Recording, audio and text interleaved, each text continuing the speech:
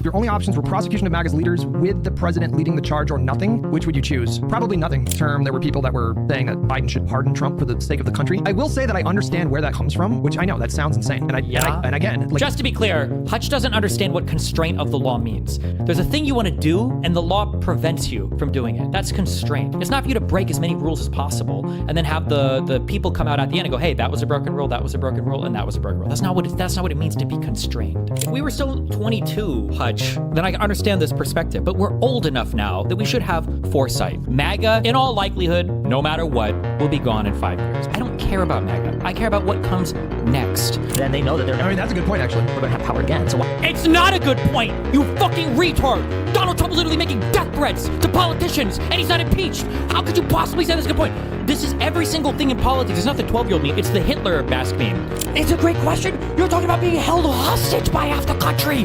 That's your... Guys, what are we gonna do? Well, it can always get worse. That's your position? It's Hutch time. I think the panel technically ends after 1 or 2 hours. All right, we can just... Excuses for restraint on the left, the Republicans use as excuses, as reasons to act on the right. They say, Megan, that's why they're losing and I'm winning. They're not losing. They're not winning. They won the second election. What are you talking about? Oh boy, I'm gonna get so triggered by this. Because that right there, Destiny is just unequivocally wrong. I don't know what to say about that. Oh, he's gonna be, look, we're winning. They're losing in the polls and we're gonna win the midterms, which is all true, but... The question becomes, when Democrats retake the Senate, the House, the White House, when we win, what should be done about those who are currently in power and those who have supported those who are currently in power? What should be done with them who have broken the law or hinted at wanting to break the law, all these things? Should we, for the good of the country, come together, move on, move forward? Or should we have a Nuremberg-style kind of trial and hold these people to account for the fullest extent of the law? We're going to talk about it today. We've got some great... Nuremberg trials for the Trump administration? There needs to be big memes. I think that there are 2 parts to it, 3 parts maybe. The first part is the insurrection for every single person involved in this administration, mainly for the point that none of the people that are supporting Trump now in office should be allowed to run for office ever again in the United States of America. That's the first thing. The easy way to do this also is if Trump starts pardoning everybody, well, if he's pardoning people, pardon is admission of guilt, charge him with insurrection, you can charge him... Is he memeing? Is that what this is? Is this a meme? No. I'm going to assume this is a meme. There's a pardon, and now they qualify for being charged, convicted, and they've been pardoned of the crime. Doesn't matter. The pardon doesn't get rid of the part of the 14th Amendment that would say you can't hold an office again, so fuck them. So that's number 1 and 2, okay? Number 3, the smallest criminal thing, investigate every single person as part of this administration and get as much out into the open as possible. I think the important thing about stuff like Nuremberg, the important thing about these big public trials is there needs to be a public accounting of everything that's happened. And for whatever causes lead into people wanting to vote for Trump, they are absolutely fed into by the misinformation and by the historical rewriting of everything that's happened. And we need to be able to have an honest account of what's happened historically. Right now, half the country doesn't believe that Trump lost the 2020 election. Like, we can't go forward in an environment like that and simply... 3 of spades. Cheers, buddy. Thank you. Thank you so much for 9 months. Changing leadership. Oh, no, Driznar. Thank you for the gifted sub. And the Conservative Party is not going to undo all of the incorrect things that Republicans believe have happened. Trump was not a mistake. Like, Trump was a natural consequence of Republican demagoguery and Republican rhetoric and Republican strategy for the past 3 decades. It's no surprise we wound up here, and to act like it would be to ignore the fact that Trump 2 could come, right around the corner. True. I think that if the MarALago case would have gone through, I think that would have been very damaging to him, and it would have been much harder to deny everything that happened there. But a lot of people don't even know the details of it because that court case never happened. I don't think for that to happen. True. I don't know if that's true, you know. I don't know if the MarALago case went forward and Trump was found guilty of those. Maybe. I don't know. That's more... The MarALago case is rough. And Americans don't realize how dead to rights Trump was on that case. The MarALago, we'll go over that tonight as I prepare my notes or whatever. This is a rough one. There's a reason why I want to do this one first against Dinesh, because like having to own Trump's statements, like these are direct quotes, one of which I believe there's an audio recording of. He said he wanted to attack Iran and what? He said it's done by the military, given to me. Donald Trump describing a sensitive document he appears to be holding in the presence of 2 people who have no national security clearance. Okay. He's talking about a secret plan drawn up by the Joint Chiefs Chairman Mark Milley and the Defense Department in regards to Iran. Let's see. Let me go through my documents. Yeah. I just found, isn't that amazing? This totally wins my case, you know. Except it is like highly confidential. When he says this totally wins my case, he means like vindicates him in the eyes of the American people. But listen to this. This is highly confidential. This is secret info. But look at this. Except it is like highly this is secret information. Look at this. The recording appears to contradict Trump's recent claim that he didn't have any documents with him. I didn't have a document per se. There was nothing to declassify. These were newspaper stories, magazine stories.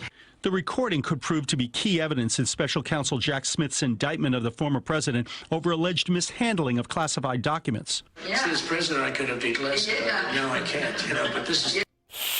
The problem is that he has a quote for every single part of his potential defense, right? No, he psychically declassified it. He literally said he did not declassify it. He literally said it. I could have declassified it, but now I can't. Of classified documents. Yeah. As president, I could have declassified. Yeah. No, I can't, but this is classified. A former Trump attorney says this recording poses a real problem for Trump's defense. One of the things he's been... I don't think, but like, people aren't aware to the extent of like how much evidence would have just fucking roasted him, but it never got out to the American people. Like, we don't even know about this. And I think a court case would have got more of that out. The problem, before all of us roasted New York State for being the ones that were the quickest with their case, like, God, why is it the New York case is the one that had to be the one that went through? But you know what? Props to New York State, because you know what? At least they fucking got something done. So props to them. And fuck me for being a doubter. That's more of like a process kind of crime. I guess it kind of reminds me of the first impeachment of Donald Trump, which did those, maybe, I don't know. That's more of like a process kind of crime. I guess it kind of reminds me of the first impeachment of Donald Trump, which did hurt him, but not significantly. Wait, also, this is another thing. I'm sorry. I kind of leaned into this, but I'm going to be leaning into this more, okay? Process and procedure is morality. It is substance. The two are inextricable from one another. You cannot say that this is just a process or procedure thing, and it wasn't really like an actual bad thing. He just betrayed a process. These processes exist for the purposes of protecting the substance of the thing. When you no longer follow the process, the substance becomes corrupted, right? Stuff is classified for a reason. Generally, I don't know if it's just TSSCI, but generally because if it got out publicly in the wrong way, it could represent a severe harm to the United States. I don't remember if it's different levels of harm for different levels of classification or how wide it impacts, but like stuff is classified for a reason. And when you're violating that classification process and procedure by taking this information out publicly, one, we're not operating like it's publicly available, so who knows who's getting burned, whose identities are getting revealed, and who knows how that information can be used as leverage against us or against other officials to do bad things, right? Like it's important. It didn't mortally wound him, but I think if he wasn't impeached the first time, I don't know if he would have lost in 2020. So I think it was very consequential, but it was hard to get people to care about the phone call with Zelensky, because there's just a lot of moving parts to that. Like the January 6th impeachment, that's a bit different, but I don't know if he would have been prosecuted. I don't know if he would have been convicted. Like, I agree, the Zelensky thing is hard. The J6 thing is kind of hard, but I feel like the classified documents, it's comical how evil. And even for the obstruction charges, like Dinesh D'Souza, like, oh, there's no obstruction. That was just about classified documents. What's the obstruction? Like, Trump was on the phone telling his lawyer, telling Nauta, like, hey, I need you to move. Was there video footage of this that was publicly seen? The Washington Post is reporting that a Trump employee told agents about being... Post. The Post reports the employee told federal investigators that after Donald Trump received a subpoena for government documents back in May, the former president specifically requested the documents be moved. According to the Post, security camera footage from MarALago obtained by the FBI corroborated the employee's description of events. The Post reports that the employee... Is this footage? Did this leak? Did we watch this? I don't remember. With the new evidence, the witness reportedly changed their story dramatically, describing moving the boxes at Trump's request. ABC News has not confirmed the Post reporting. The report raises questions of what... Hold on, some of you guys need to stop being so doomer and retarded on everything. I don't like, oh, I'll just stop debating or doing anything ever. I don't think anyone gives a fuck about classified documents, to be honest. Like, even if you got him on this, the prick is just gonna go, okay, so what Biden did was worse, yada yada. Then fight on that point, you fucking retard. What do you mean no one cares about classified documents? Hillary's emails were the #1 topic driving the entire media cycle in 2016. How are you gonna sit here and say with a straight face, nobody cares about classified documents? It was the #1 fucking story for Hillary's campaign. Of course people fucking care about it. If they're made to care about it, so make them care about it. Don't just drop it immediately because you're already getting fucked in the ass by conservative media about it. Don't just drop it immediately because you're already getting fucked in the ass by conservative media. Whether Trump obstructed justice and whether he tried to hide documents that federal officials... Of the documents case in Florida, I don't know if that would have defied like the Trump cult or enough of them to mortally wound him. Probability versus should, real quick. So probability, if we had to put it on a probabilistic scale of like 0 to 100, what's axioms and destiny, what do you think the probabilistic scale is that this, like, there's even the political will for this? Oh, probably quite low, I would say, unfortunately. Yeah, no, I would tend to agree. Okay, so what we're really talking about is like moral should, where we're just this is an ideal. Well, ideally, I would fire Trump from a trebuchet into the Atlantic Ocean. Okay, ideally, that's what I would do. You're not going to find anybody sweeping for the Trump admin on this side of the aisle. I think what we're talking about is now that we've eliminated that as I am not legally permitted or morally permitted to fire Trump out of a trebuchet into the Atlantic Ocean, now we can kind of move into like what's politically pragmatic about the situation. And when when you appeal to pragmatism, I actually don't think that the Nuremberg-style trials would be helpful at all. I think you'd be creating a cult of personality. I think you'd be creating a persecution complex, especially without criminal convictions, especially without the mass insurgency thing. You can do the January 6th style committee where you document all of the alleged crimes and probable crimes of the Trump administration, but without convictions and without prohibitions from office, I think this is a waste of political capital. And I think that what's going on, like I said, is that there are 4 sociological variables that are contributing to people being radicalized. And if we don't address those, and if we don't spend political capital on those, we're fucked. Well, I would say that one, these for the MarALago thing, for instance, that would be a trial. Like, I'm sure there are chargeable offenses here that we can literally have a trial, have people locked up for. Number one. And number two, I think I would argue that one of the big things that is a sociological variable playing into the decision-making of these people on the right is that there really is no punishment for acting the most unhinged way possible. They're still allowed to hold office. They're allowed to lie with impunity. There's no punishment. Like, going forward, if there's not a reckoning, you would be an idiot as a conservative to not act in the same manner because you've constantly been rewarded for it. True. I don't agree with that, actually. There are political punishments for overstepping, and I assume there... Really, though? Were there? We're going to get into that angle at some point in this debate, but we can already see the political consequences of Trump's insane second term with the elections that we just had. Was it 3 weeks ago or 2 weeks ago? Whenever that was. So I think that what's happened, at least this is my view on it, the Trump cult has painted itself into a corner where they've put all of their hopes and energy and political capital into a single man, a very flawed man, someone who at minimum within the next 6 months is going to be probably exposed as either covering for an ephebophilic sex trafficking ring or participated in an ephebophilic sex trafficking ring. Those are like covered for is the best case scenario. Steve Bannon was communicating with Mr. I think that's what Connor's getting into here. Jeffrey Epstein as recently as 2017. Like, I think there might even be some text messages from 2019. And, Steve Bannon was Trump's campaign manager. So the whole point about this is, like, he's about to take a huge black eye. In the midterms, the Republicans are probably going to get shellacked. And then when he's gone, there's nobody who commands the same level of Trump cult of personality. And I think J.D. Vance has been tapped on the shoulder as the next, like, MAGA prince. But I think that J.D. Vance is an infinitely more pragmatic person than Trump ever was. Yeah, I don't disagree with you, but it doesn't change anything I'm saying. Like, if you're J.D. Vance, or if you're anybody in the next part of the Republican establishment, whatever comes after MAGA, if you see that the last part of the establishment got completely screwed by acting in just a blatantly illegal manner, then you have less incentive to do so. But if you see they got away with so much stuff, then that's all going to be in your playbook. Like, okay, well, what rules can I break or bend? But I don't think he has the riz. I don't think he has the Vance riz. doesn't, but Trump did. Nobody knew that Trump was even coming. Who's to say there's not going to be somebody like Trump in the future? I mean, the argument right there is whether or not the dissident right wing or the Christian nationalists are going to produce a Trump-like figure who's charismatic to win in mainstream politics. I mean, that's what Nick Fuentes is hoping on, actually. Sure, but if somebody produces that figure, they're more likely to, ascend to the throne and operate in an unhinged manner if they feel like there's no punishment for doing so. I have to say right away, I disagree with Destiny's premise here. What did I say? He seems to be motivated by a desire to control the outcomes in ways that I don't think are realistic in practice. What? I think that Destiny, when it comes to MAGA and Trump, struggles a little bit when it comes to the acceptance phase. But the very proposition that you can punish, the idea that you could punish Trump administration figures in a Nuremberg type setting, and the idea that this would lead to a diminishment of MAGA, I think is a miscalculation. If anything, I think there's a stronger chance that you would strengthen MAGA. No. He's going to say it. Oh my God. This is where he says it. Oh, they turned around. He's going to say it. Oh my God, he's going to say it. No, he's going to say it. Oh my God, he's going to say it. He's going to say it. He's going to say it. He's going to say it. Miscalculation. If anything, I think there's a stronger chance that you would strengthen MAGA politically. Oh, okay. He didn't say it quite as bad. Making them a martyr. And I'm not suggesting that the next Democratic administration needs to not prosecute. Like, if they find that Kash Patel committed crimes when he was FBI director, if they find that Pam Bondi committed crimes when she was AG, I don't know what kind of shield they have against prosecution. I don't know how the immunity decision from the Supreme Court carries over to cabinet members. Like, I really don't know. But I just don't see this outcome that Steven sees. I just don't see it in the same way. He seems to think that you can punish them out of power, and I just don't know. I don't know if I see that. Morning Dove with a tier 1 membership. Thanks so much, buddy. Out of power. Feel like you're adding stuff? Maybe. I guess you can't. That's what I'm getting from him. Blue the Bear with 54 months. Thank you so much.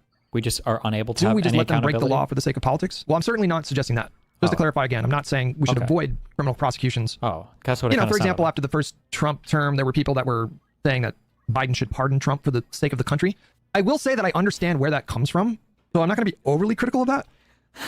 I know that sounds absurd to a lot of people. I disagree with that kind of thinking, but I understand why it exists. There is an argument you can make. It's not like there would be no downsides to, like, the next Democratic president pardoning Trump, which I know that sounds insane. And again, I'm not suggesting that they do that, but the argument for why you would do something like that, there is some merit there. Okay. In terms of, like, healing the country a little bit, bringing us closer to a kind of bipartisanship that is these days a relic of generations prior. There is some validity to that. Ford did that for Nixon. Yeah, right. I understand. Yeah, that's we have an example of that. But everybody knew what at the he end did of the was day, wrong, though, I and think that the danger of doing something like that outweighs the benefits. The danger is that you just embolden MAGA to do it again in the future, like they are right now. I think that would be a mistake. But this idea of doing like a Nuremberg type trials, holding people to account, doing televised trials, and, exposing them for all these crimes, it assumes a rational electorate, and I don't know why you would assume that. One of the counter arguments that I hate the most that I hear people do is this idea of, because when people say this, then I immediately disconnect. Like, oh, okay. When they're like, oh, no, the average person can't understand anything. Oh, okay, then I don't care. In that case, I super don't care. We can do a monarchy, we can do a aristocracy, we can do an oligarchy, whatever. At that point, if you're going to tell me that it is impossible to communicate anything to the average voter, then in that case, why are we talking about anything? In my mind, this is the equivalent of somebody saying, when you start to debate something and they're like, oh, you trust schools to give you good research? Okay, well, what about the government? Oh, you trust schools and the government and the pharmaceutical? Oh, well, we're not going to trust anything. Well, you should just say at the beginning, we couldn't waste our time with a fucking debate, right? Okay, fine. Whatever you say, you're right, I guess, because I literally can't bring up any source that disagrees with you because you're going to say you don't trust any of them. Like, at that point, the conversation is moot. So if you're going to run with this thing where it's like, well, I don't think the population is ever going to be able to understand that somebody did something really wrong, then it's like, okay, well, then why? But then we shouldn't be allowed to vote, right? We do not have rational electorate. I don't know if we've ever had a rational electorate. They know stuff. Show them. Hutch, Biden already tried this approach. No, Biden never pardoned former Trump officials or cabinet members or Trump himself. Hutch, they got away with it the first time, and look where America is now. I understand that, but I don't. I think we've talked about this before, but I think if Merrick Garland on day one of Biden's administration, January 20th, well, I guess whenever he was confirmed, I don't know when that was, sometime in March or February, if the first thing that Garland would have done as Attorney General was announce the criminal investigation into Donald Trump, I think that would have backfired spectacularly. I think Democrats probably would have gotten... After January 6th? It might have actually been a red wave during those midterms. Like, at the height of Trump's you can't just entirely ignore the politics of it all. You can't just ignore the potential political implications for your decisions, which is why I'm sympathetic with Garland waiting a little bit before appointing a special counsel. I just think he waited way too long. I agree that Garland was the wrong choice. I understand why Garland was nominated and appointed. I think he was the wrong choice in retrospect. He was too concerned with the political considerations. It's not that he was wrong to consider them entirely, but he was wrong. He considered them too much. The FBI knew that Donald Trump was blatantly breaking the law within a couple of months. The FBI knew that he was lying about the documents that he had. They knew that he was telling his subordinates to break the law. They knew that he was trying to destroy evidence. They knew that like 3 months into the Biden presidency, I think. I'd have to double check the timeline. Maybe it was like 6. What? I don't understand why you guys are so cocked. Destiny, I haven't watched recent debates. Why do you think Nuremberg for the Republicans is needed? I agree, by the way. Is it for a return to normalcy? Because I agree with Hutch that the MAGA base will be inflamed from it. They're already maximally inflamed from nothing. They're just always inflamed. Why would you let your actions be dictated by the delusions of the other side? Like, do we not believe in any right or wrong? Have you guys become ultimately relativistic and everything is just politics based? Every single possible thing you do? Like, there can be right or wrong things. The way that the Republicans have conducted themselves is wrong. There's a moral wrong. There are legal failings. There are legal wrongs. There are constitutional wrongs, right? So, but the idea that like we can't do anything about any of these things could maybe make some people tip them mad. The Republicans never think about this. When was the last time the Republican was like, well, man, if Trump says or does this thing, it might really piss off a lot of Democrats. They never have this consideration, ever. Once. But they knew pretty early on they should have done that raid, that FBI raid, right then and there. But they were so concerned with the appearance of political motivation that they held off for, I think, was it over a year before the FBI raid happened? They waited way too long. Perthamson, sorry. Is what you're saying that either way we go, Dems will lose? 1, we do a Nuremberg trial. We risk that MAGA will get worse. So 2, we shouldn't do anything. Doing nothing means that there's no risk for MAGAts to try it again. So I'm not saying you should do nothing again. Oh, what are we saying we should do? It seems like sometimes people have a difficult time. There's like 2 extreme ends of the extreme ends of the spectrum here. On this extreme end, you actually go out of your way to not punish Trump and the Trump administration for possible crimes that they're doing because of the political consideration and out of a desire to like heal the nation. That's on this extreme end. And then the other extreme end is like Nuremberg 2.0. And you just, the next Democratic administration, they hit the ground running and they just boom, boom, boom, boom, boom. There is a spectrum of choice in between these 2 extremes. I think you do it, but you know, I don't know about Nuremberg trials, but like hold people accountable for any kind of criminal misconduct. But, you know, you do need to be somewhat considerate. You definitely don't want to take any actions that would make them a martyr or make them sympathetic. Hutch, your most brain rot take is that the country isn't just a whole new thing now with a lot of damage. I don't quite understand what you mean by that. Pigos, sounds like you're looking for the balance of like accountability within the existing rails of justice against unprecedented times and actions from MAGA. Well, I don't know about you, but the MAGA movement frightens me in terms of what they could become in the future. So we better the kind of groundwork kowtow that to they're them laying constantly. now could sprout into something truly nightmarish at some point. And so it's a pretty simple calculation. Whatever you do, you don't want to make any kind of decision that would potentially strengthen them. And that consideration requires a kind of thoughtfulness.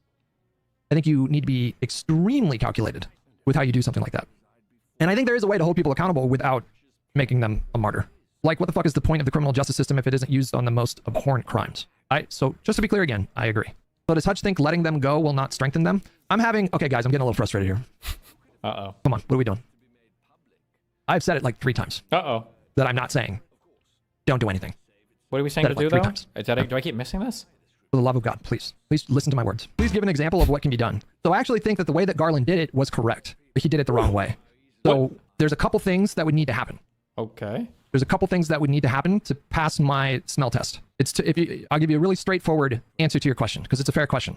Uh-oh. Whatever happens in terms of, if there's a Democratic administration in 2029, whatever happens in terms of criminal prosecutions, if that happens, against previous Trump cabinet members or Trump himself, which I don't know how much you can do that, because I feel like we all understand that Trump is probably going to pardon himself and the entire cabinet on his way out the door. And so I don't know what that was going to look like. And if that happens, you can't, what do you do, right? But there's a couple things.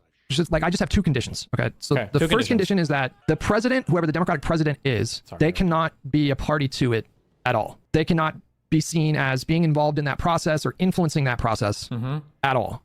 Okay. That's the first and foremost. That is the surefire way that you will immediately end up just strengthening MAGA politically. Okay. And you're also going to bog down your own administration in scandal and controversy, which will hamper your ability to execute on your agenda. I'm talking about like the hypothetical Democratic president.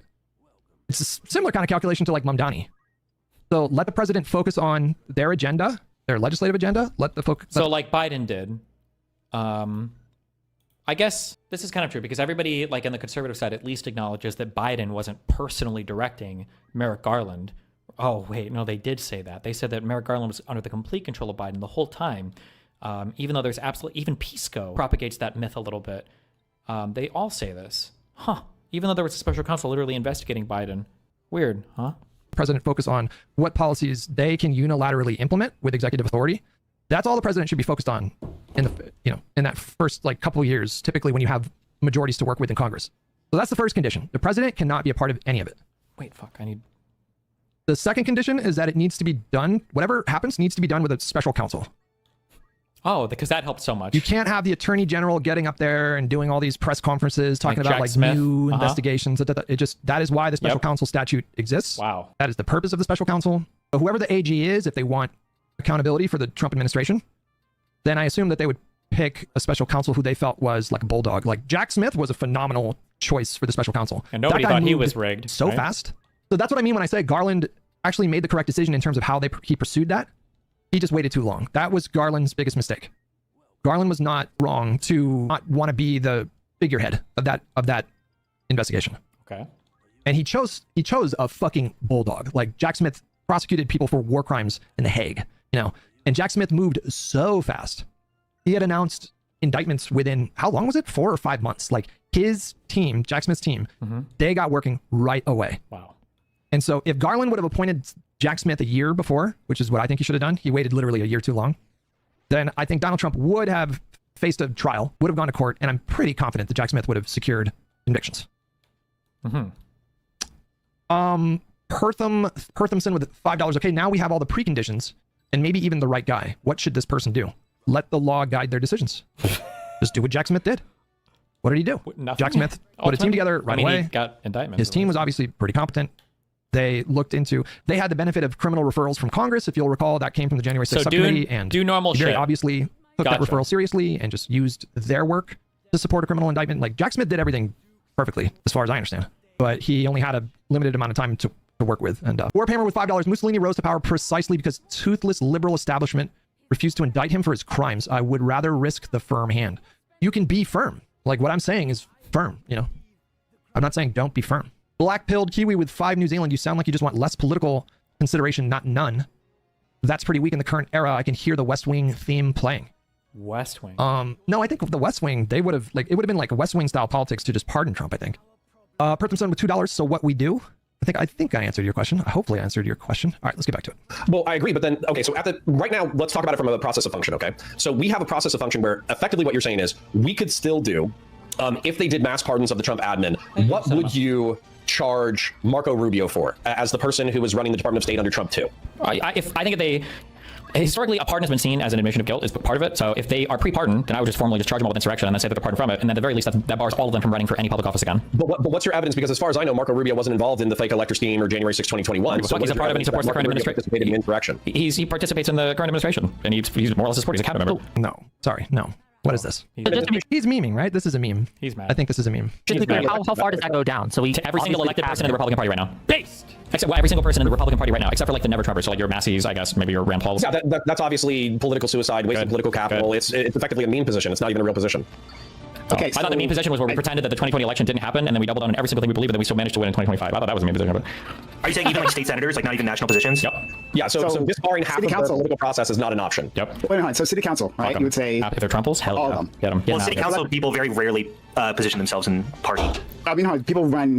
He's saying anyone who runs on the R ticket, right? Yeah, city council members usually don't have R tickets. I understand that. I'm saying, but the point is he's saying everyone, right? So mayors, right? Okay. Whatever. Anybody that supported Trump, if they weren't actively calling out the Trump admin, if they were ever playing into whatever, then they're part of it. Listen, so I'm gonna let Brian talk, but it's genuinely hard to kind of parse through. It's like he's smiling and everything.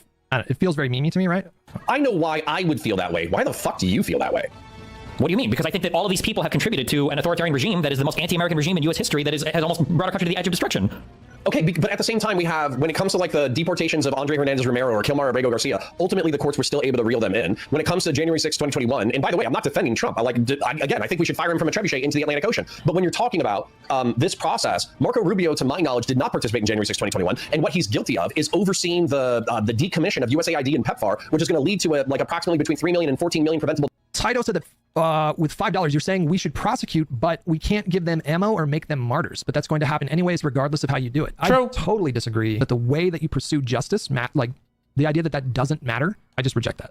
I just outright reject that claim. Of course it matters. Of course it matters. Okay. Do you guys even have a problem with what I'm saying? Do you disagree that the president should be hands-off, whoever the Democratic president should be?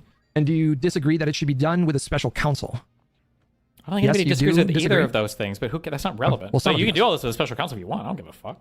Bald Green Lantern. Yes, this instance is unprecedented. Bald. Imagine if that just spectacularly backfired. Okay, imagine. Can you imagine that? Can you steel man my... Can you follow my train of thought at all, or do you just reject it? Do you reject the idea that you could the whole thing could blow up? You could make MAGA a martyr movement. Could I not argue that literally already happened? The thing that spectacularly backfired was not being more aggressive, and that's why Trump won a second term. Could I not say that? Like, hello? Didn't we already backfire doing your plan? Stifle the president's agenda. Now the president is that's going to just take over everything if the president is directly involved. What? How does he have to be directly involved? Who's asked for this? And that is going to impact the president's ability. What does this even mean for the president to be directly involved? I don't even know what that means. Who's even said anything about this? To deliver on their agenda. Why would you not want the president just entirely focused on their agenda? Why does it have to come from the president? This is what I want to understand from some of you guys in chat. Wait, why is that necessary?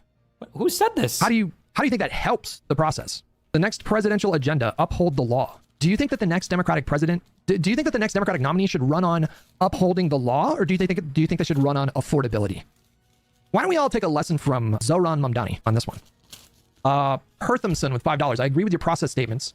I'm sad that you can't specify one or... Didn't Zoran Mamdani... One, he's the mayor of New York, so he has no authority here to arrest Trump. Didn't he literally say he would arrest Netanyahu, which is totally outside the purview of anything? Why is that the example? What? Perthimson, I'm sorry. So he said, I agree with your process statements. I'm sad to see that you can't specify one or two people that should be prosecuted. Well, what are we talking about here? What are we charging them with? Like, how am I supposed to know if Pam Bondi is like breaking the law? True. I have no idea. But if she did, then I would obviously want some accountability for that. It's on TV. Okay, so just give me the law. What do you mean? I'm not incredulous at the idea that the administration officials are breaking the law. She lied on her mortgage documents, I think. Pam Bondi did. I saw it with my own two eyes. I don't know what fucking statutes they could be breaking. No, I'll leave that to the special counsel, you know. Lopsided pixel with 16 months. It sounds like some of you guys are like less concerned about the particular statute that you think that people are breaking, and what you just want to see is just, you just want to see these people punished, just generally for Hell yeah. being Trump lackeys or whatever. Hell yeah. But that is not how we do things in America. Just to be clear, we do have laws on the books. That's how they do things. Person with $5. Okay, wow. Do you watch the news? Okay, hang on. You don't. Why are you getting testy? What is the issue here? Just tell me what laws you think that they should be prosecuted for now, and I'll tell you if I agree. Jesus Christ. I also don't know how much of a shield administration members get being a part of the executive branch. My understanding is that they're shielded from a lot of accountability. I'll leave it to the legal minds to hash out what laws are being broken. I'm not qualified, quite frankly, to opine on, oh, well, obviously this is a violation of, federal code, blah, blah, blah, blah, blah. So we Lorg with $5, he just wants them to not hold office anymore, 14th Amendment. I think he's obviously memeing when he says every elected Republican. Nope. Like prosecute them all for insurrection so they don't hold office again? That's a bit of a meme, right? Take them out. Easy. Bad company with $5. You can't martyr dog shit policy and ideas. Look at Kirk. TPUSA is done. Well, I don't know about TPUSA, but you can for sure martyr bad people. Deaths worldwide. That's like a man-made Holocaust through incompetence. But I can't think of I don't know how you would charge him with insurrection for participating in the Trump admin related to being a dickhead. Like he aided and abetted the enemies of the state by being a cabinet member for Trump and doing his thing. Wait, but now you're just playing into now this is just the tit for tat bullshit. We're effectively like, what is it? Today, the Democrats did a 1-minute video, which I approve of, by the way, saying, hey, military service members, hey, members of the intelligence community, you are sworn to an oath of the Constitution of the United States, and you have to remember your oath, and you should not follow illegal orders. Donald Trump, as Whick mentioned, said, these people are guilty of sedition, and the punishment of sedition is death. Okay? So all you're doing is you're just playing into, in my opinion, this this hysteria that every single political fight is existential. Well, except it is on that side. They're the ones that are saying that everything is existential while they're being existential. That's part of their existential fight, is by saying that everything is existential. They're making it existential by saying that if you had the power, then you would disbar them from politics and wielding power altogether. Yeah, but I think I have a good reason for that. They don't have a good reason to say we should execute sitting senators and congressmen. So I got plenty. I'm sure he's given us plenty, right? But I got.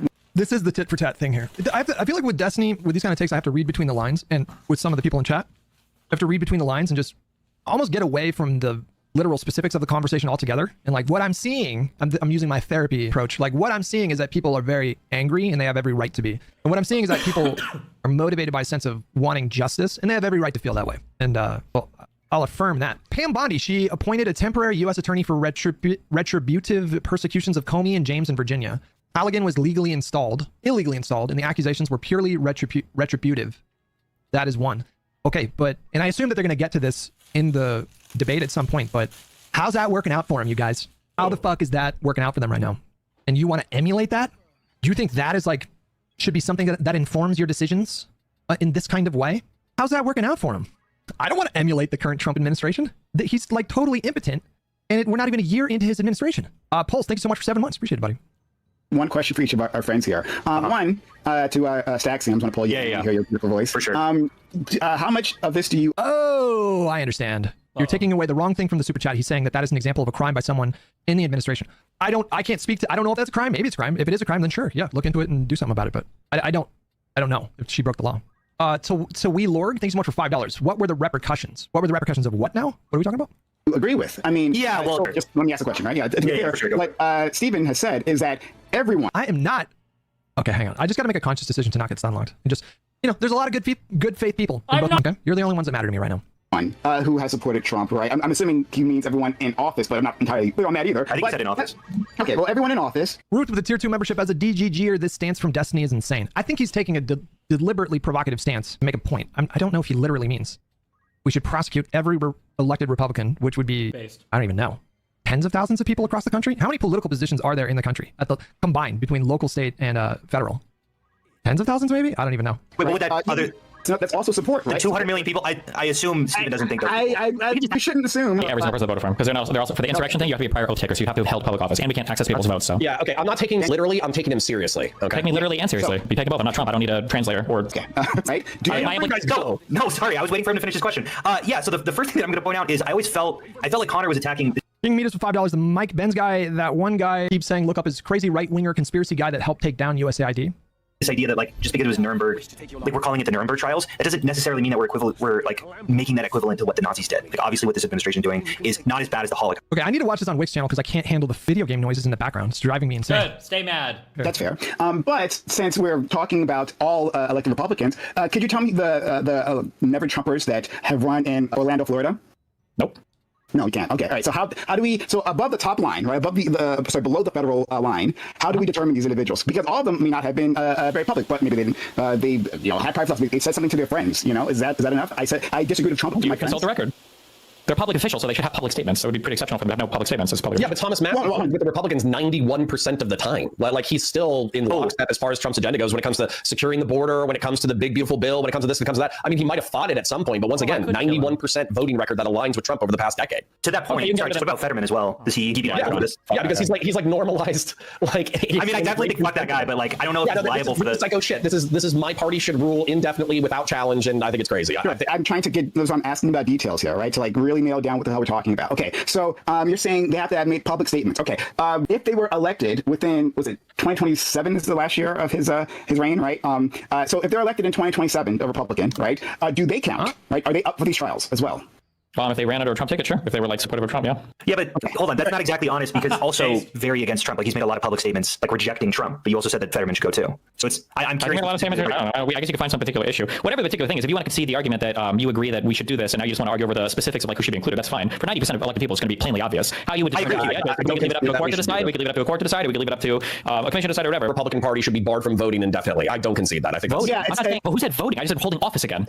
Okay, okay, 55% of the Republican Party voted in order to elect Trump as a first choice during the primary. Let's just say that correlates up to the Republican Party where 55% of the representatives support Trump wholeheartedly as a first choice. I think that separating those people from politics is fucking insane. Luther. Yeah, so I think it matters here, right? So that, like, if let's pretend I'm a Republican, let's pretend I'm in office, right? If you're saying there's a way out here, well, I care about that way out. Oh, I'm a never-Trumper too. I mean, I was always a never-Trumper. Didn't you hear me say, right? Like, maybe on some website somewhere, I said something critical about Trump. Doesn't that count? These are public officials. They make public statements. They have public offices. They put out public press releases. These are not random individual private citizens. Definition. This is already so absurd that we could just go ahead and concede like a hypothetical in which we were able to perfectly discern every single never-Trumper versus every single Republican. It's still a stupid fucking idea. It's still okay. We'll do that. Let's do that. I have a question. When you, and this is for Destiny, if this is the public position that you're advocating for, what incentive does any Republican or anyone who's ever held office under Trump have to ever denounce Trump? Does this not just make them more incentivized to always support Trump? Because if they don't and Trump loses and the Democrats win, then they know that they're never. I mean, that's a good point, actually. We're going to have power again. So it's not a good point, you fucking retard. Donald Trump is literally making death threats to politicians, and he's not impeached. How could you possibly say that's a good point? He's like, this is every single thing in politics. It's not the 12-year-old meme. It's the Hitler mask meme. Link it. I'm not pausing it. Sorry, I didn't mean to call Hutch stupid. I'm just kidding. I love Hutch. Link me the Hitler mask. Can we understand this, please? This idea of like, guys, you don't understand. If we get mean, they're going to go full sicko mode on us. They're going to become completely and totally unhinged, guys. You don't understand, guys. They're going to get, if we go full sicko mode, they're going to go fuller sicko. And it's like, what? What have they not done? We're so far beyond the pale on so many different things. What are you talking about? Why would they ever? Yeah, he's become the boogeyman that the Republicans pretend he is. Yeah, no, this whole thing of like become the boogeyman is like raping someone over and over again, saying this person is physically abusive, this person is physically, and then the 12th time you rape them, they punch you, and they go, look at that, you've become the violent person I say you always were. But also, I don't know why you're speaking hypothetically, Wick. Do people have to support Donald Trump? Otherwise, if they don't, they feel like they're going to be held criminally liable for things. That's literally the entire story of the entire Republican Trump administration. What do you guys think is more likely to produce the outcome of MAGA, the movement, being defanged? Why does nobody have any? We're old enough now. If we were still 22, Hutch, then I understand this perspective. But we're old enough now that we should have some foresight.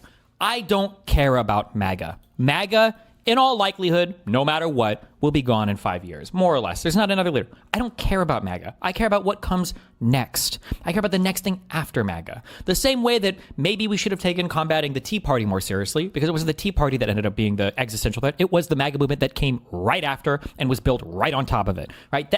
Or QAnon, right, as well, right? These are the things that you should be worried about. Not like, well, MAGA's going to be gone, right? Sure. But are you assuming that it's like, back to the neolibs. Oh my God, look, it's Reagan's son. It's Jeb Bush. Like, oh, thank God, all the Republicans woke up from their nightmare and they're all sane people again. Why would you assume that? This country. That was a bit convoluted. Okay, hold on. I'm gonna give you guys two options.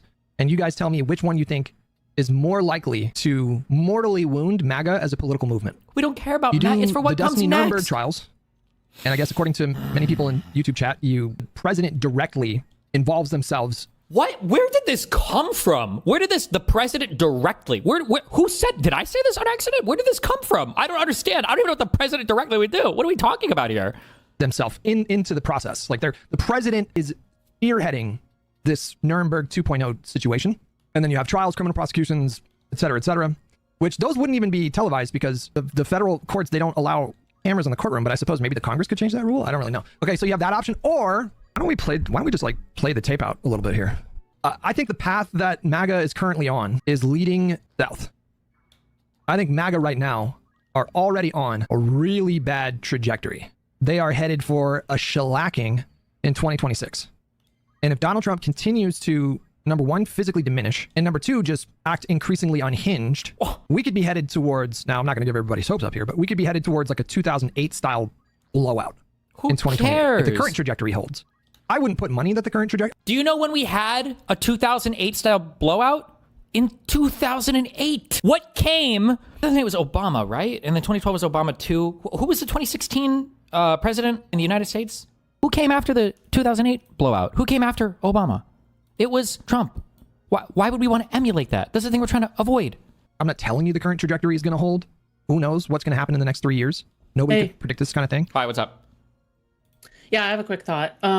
Have you ever made the argument yet? Because I've been thinking, like, I don't know if this is a valid argument, okay? So for people like Hutch, like, do you think that with, mainly because there's like old white and male, like they don't have, they have the privilege of waiting until that time? Can you possibly make the argument that, oh yeah, brown and minorities, they don't really have the privilege to wait that There long? might be like a little bit of that in there, but I think the biggest issue is that people don't realize how far gone it is right now. And they seem to think that after the Trump admin is gone, that the Republicans are going to go back to normal. I don't know why, but people just aren't considering like what comes next.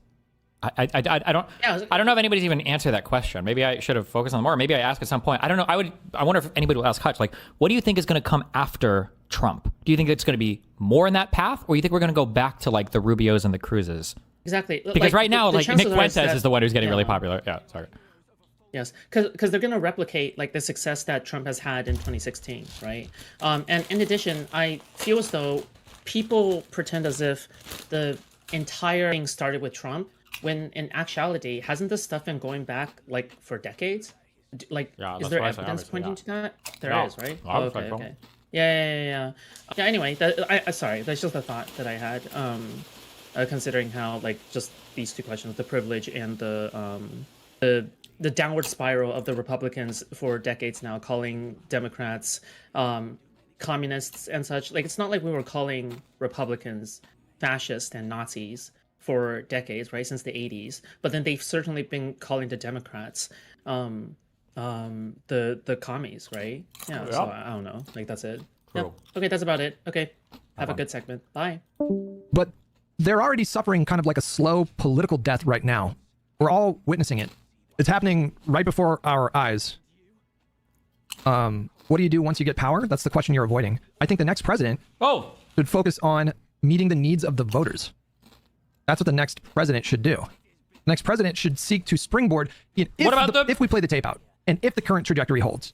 And then the Democratic president has big enough majorities to actually do some really bold stuff. They should focus 100% of their time on that. Leverage that moment to get a public option. Codify the John Lewis Voting Rights Act. What did Biden do for his whole term? Unprecedented investment in infrastructure, green energy.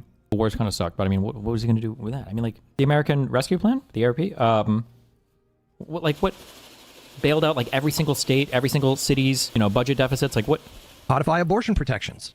Oh, we just need to get a public option and legalize abortion in the Congress.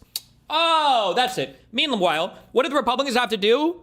Make sure that you go to Fox News as much as possible and say the most unhinged shit possible. And then what do the Dems have to do? You need to codify two of the most heated, debated questions in fucking U.S. history. Abortion and some kind of massive healthcare upgrade. Okay.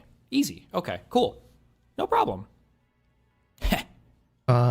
Do something really bold with renewable energy infrastructure projects. Like, take the time and use your power and capital as president. Sure, abolish ICE, you know? Fold it into DHS, rid of ICE. I'm on board with that at this point. We already have DHS. They can execute those functions. Don't need ICE. I don't know what the political... No! Stop with this ICE shit. ICE is based, okay? If there is some crazy fucking, like the things that Republicans fearmonger about, if there's some crazy fucking drug dealing, raping, hostage taking criminal entity through illegal immigration, whatever, that's in the United States, we should be able to fuck that shit up hardcore. We should be able to send those guys in and capture them and take them out, okay? It shouldn't be for military surplus Apache helicopters to descend upon the suburbs of Chicago to escort out families that fucking came illegally 20 years ago. That's fucking retarded. The problem is not ICE. The problem is the way that the executive is wielding them right now. Appetite for getting rid of ICE is, I don't know how that pulls, but I mean, you would have so much capital at that point that you could actually spend it to do. I think those things are going to be way more beneficial for the American voter than President spearheading Nuremberg 2.0, personally. Bad company with $5. You just said voters are not rational, but now we need to focus on voter needs. I don't understand how that's mutually... Wait, hold on. How are these things incompatible? Because you said voters don't... You should vote needs because that's just good governance. That's the point of government. Wait, so now it's not about politics. Now it's about doing what's morally right. Oh, it's the pick and choose. It's the tool. It's the box. It's the lunchbox of politically expedient opinions.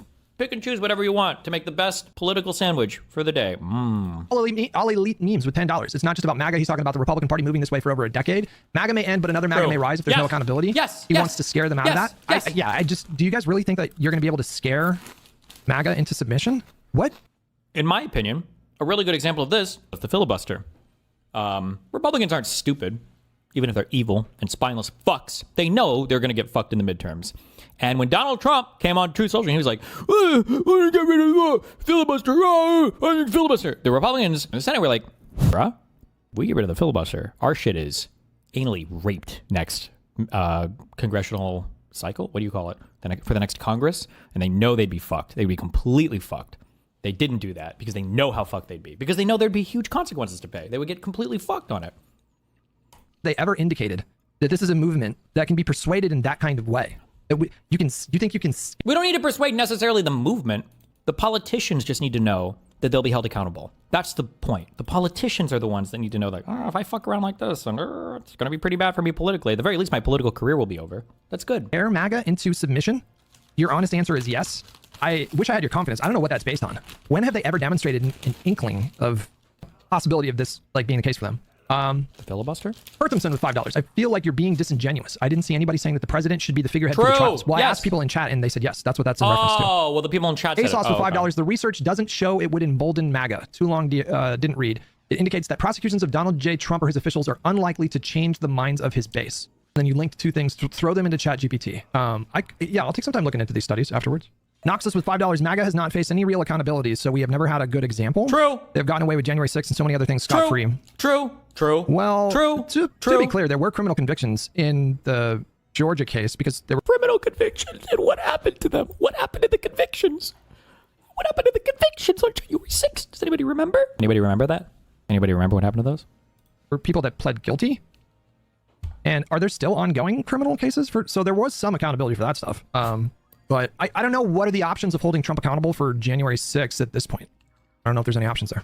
How many people in pardon that have committed crimes either directly on his behalf or on behalf of his administration, or just other crimes and then end up supporting him? Like, the Republicans already have this thought process, and it needs to be exterminated. The thought process, not the people. Wait, hold on. This is such, okay. The reason why this is such bullshit is because I feel like you just either don't understand or don't want to understand the MAGA narrative and why it's appealing to Americans. But the whole narrative is that since World War II, we have had a runaway federal government that has grown and grown and grown and grown outside of the Constitution. The Republicans have been playing footsie with the Democrats forever, and as a result, we now have a wrecking ball. So regardless of whether or not you think Trump is a good person or a bad person, things like cutting PEPFAR and USAID, that's good on a principled stance because billions of dollars shouldn't be going overseas to help people who aren't American. Slashing the DOE, deconstructing the Department of Education. Well, the federal government, realistically, we're 50, relatively speaking, sovereign states who should be deciding our own local affairs. Well, that's a good thing because the DOE, since it's gutted, it's now giving local control to education. You can say that those stories are bullshit. You can say it's nepotism. You can say it's cronyism. You can say all the corrupt things, and I'm probably going to agree with you 7 out of 10 times. But that doesn't mean that people with Americans, especially with the First Amendment, with freedom of speech and freedom of conscience, that doesn't mean that that opinion or behavior should be made illegal.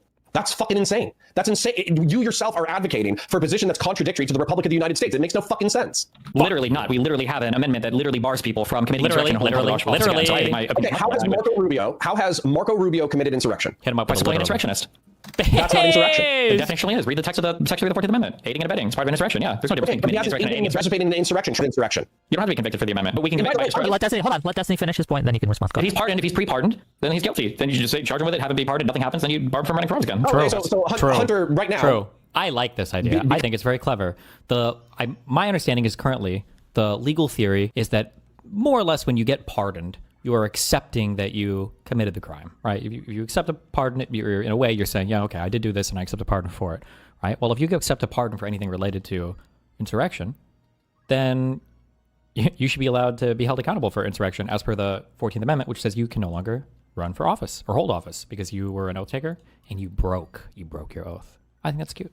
Because you're being consistent, you're just going to go ahead and accept the fact that Hunter is guilty of FARA violations, tax violations, money laundering, and corruption on behalf of the Biden family, right?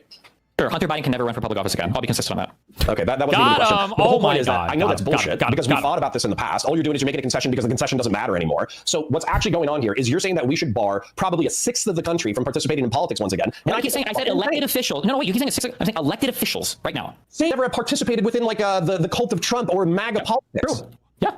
It's a little broad. It's a little broad, but I do think he's memeing a bit here. Teague Starbuck with $5. If your only options were prosecution of MAGA's leaders with the president leading the charge or nothing, which would you choose? That's a good question. Probably nothing. Probably nothing. Because I think that would stop the president from doing... The president wouldn't get... I think it would be much more difficult for the president to get anything done. To put the question in a different way, let me ask you guys, what do you think is more important for the... Let's say a Democrat wins in 2028. They're inaugurated January 20th, 2029. What do you think is more important? Why does it have this weird one? Their policy agenda or Nuremberg 2.0? Let's say the president has big enough majorities to get a public option done. Doing both. Would you rather have a public option or would you rather have Nuremberg 2.0? No. It's a hypothetical. They can and should do both. Okay. Can I get you to concede that the president leading the charge on Nuremberg 2.0 no one is could potentially massively stifle any legislative efforts? Could I get you to acknowledge that is possible? It's like the dumbest, weirdest addendum to what I'm saying ever. What is this thing? It's like fixing this idea. Do you think that the president of the United States should really come out and speak in the Jabba the Hutt voice every time he talks about Donald Trump, guys? You really think that that's how we should hold them accountable? Is it should involve the president of the United States talking like Jabba the Hutt? Really, guys? Serious? Jabba the Hutt? Really? Who said this? Who said this? Okay. That's where I'm coming from. So it's not necessarily a binary, but that's just what my thinking is. Maybe it's possible. I will concede in the infinite multiverse. Maybe it's possible for a hypothetical Democratic president to lead Nuremberg 2.0 and get a public option. I am inclined to think that the former would very much complicate the latter. And for me, it's more important to get a public option than Nuremberg 2.0, in my humble opinion. I think that would be much better for the American people than Nuremberg 2.0. How do you feel about it when the president doesn't spearhead it, but appoints a special counsel? That was my position the whole time. What? If there is some kind of massive effort to then we prosecute agree the Trump administration, on which everything? Again, I'm not sure how feasible this is. Pretty sure Donald Trump is going to pardon himself and his entire cabinet on his way out the door. So I don't even know what we're talking about. So we can't do anything. That complicates things. Then you don't think MAGA is that bad. No, that's not what I'm saying. I'm saying that you and I have totally different opinions about what is the best way to quote unquote defeat MAGA. Right now, my position is that they seem to be doing a really good job defeating themselves right now. Oh my God, defeating themselves? They've been defeated because the Democrats are finally outmaneuvering them. They've been defeated because Newsom stood up and did something that was originally not that popular and won on it. The Prop 50 thing, an aggressive counteract to the Texas shit. I'm sure Hutch supported that at the beginning. They're being defeated by Schumer outmaneuvering them in the Senate, by the insistence on the Epstein shit, by the historically long shutdown from the federal government and staying on point with the messaging. It's not like they're randomly losing on their own. I mean, they are making mistakes, unforced errors for sure, but that's also because of some pushback intentionally, deliberately by the Democrats. There is a price to pay for Trump. There has been a price to pay for Trump. And I know for some people, they're not going to be able to compute that because he won re-election in 2024.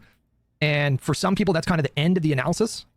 And that you just assume total victory moving forward. But that's just not the way that politics work. Number one, 2024 should have on paper been a blowout for the Democratic Party, just an absolute blowout. It should have been a bloodbath, and it was not. I think that's because of Donald Trump. And Donald Trump has proven himself to be quite the albatross for the Republican Party. He is dragging that part. He is holding them back. The Republican Party would be stronger if they had competent leadership. The Democratic Party would be struggling a lot more We would be having... That's good. If the Democratic Party was struggling because there was an opposition Republican Party that was engaged in good governance and was governing the country better than the Democrats could, then fine, let them win the election. I don't care. If Republicans win the election because they're legitimately doing things that are delivering better results for the economy, better results for the world, then the Democrats are fine. Then that's fine. Then okay. That's an okay world to be in, though. That's way different than right now where they won because they're fucking lunatics. If the Republicans actually had a competent leader, Donald Trump has been a drag on the party. You say that, but we still have 3 more years. That's the consequence of 2024. I accept that Donald Trump is going to be here for the next 3 years. I just don't accept that. I do read YouTube Even if nobody goes to prison, I think it's still important to get an official and public accounting of the full breadth of the corruption that took place in that administration. Without truth and reconciliation, Trump 3.0 will be even more likely to come about, and under a different name. Can I just push back on this a little bit, guys? A rhetorical question. I'm already pushing back on it. Uh-oh. We did have a detailed, comprehensive... Oh, just on that was only on January 6th. That was only on J6. And it was way too long. And there were no criminal charges whatsoever that came from that. And the Republicans denied it the entire time. That was a different thing. The J6 commission is not... We need something more, okay? What Trump did on January 6th. The government did that. We had a select subcommittee that investigated that event for like several months. There were televised hearings that stretched out for a couple of months. And do you know what, guys? Wait, am I crazy? For a couple of months? I thought this was like 5 days. Wait, how long was all of the J6 committee? I thought it was like a week at most. What, months? It didn't really move the needle significantly. So where is your confidence coming from that a Democratic president-led investigation would yield the kind of results that you guys seem to think it would? I don't understand where that confidence comes from. Of course, the president has a bigger platform, sure. But I think the reality of the situation is there's a significant percentage of the country that are relatively disengaged from politics. Engage them. I think we looked up some statistics a month or two ago. We tried to sort of gauge. And I think where we landed on was it's like 70 to 80% of the country that are pretty disconnected from politics. If you could devise a society where everybody was super engaged, then I don't think Donald Trump, his political movement would have succeeded in the first place. But we don't live in that world. We don't live in that country. Hasn't that always been the case for America? I don't know.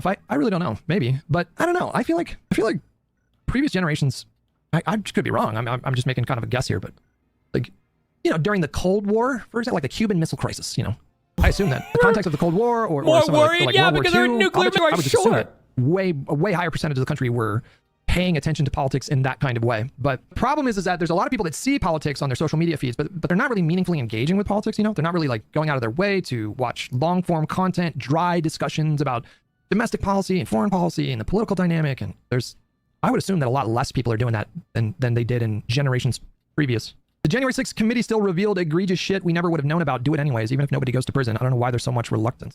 Well, wait, is this the battle with the guy with the armor and shit? What is to stop the Congress from doing that again? The Marquis? The Congress can do that. You guys understand that, right? Like, I assume the next Democratic-led Congress will, in fact, do that. If the Democrats take back the House, I guarantee you, they are going to establish subcommittees to investigate the current administration.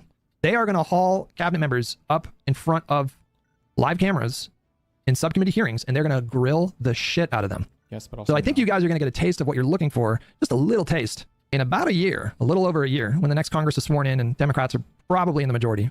And to be clear, you do not want them to do that, Hutch. He mad. Ooh, you guys are triggering him. Can you guys take a fucking breath?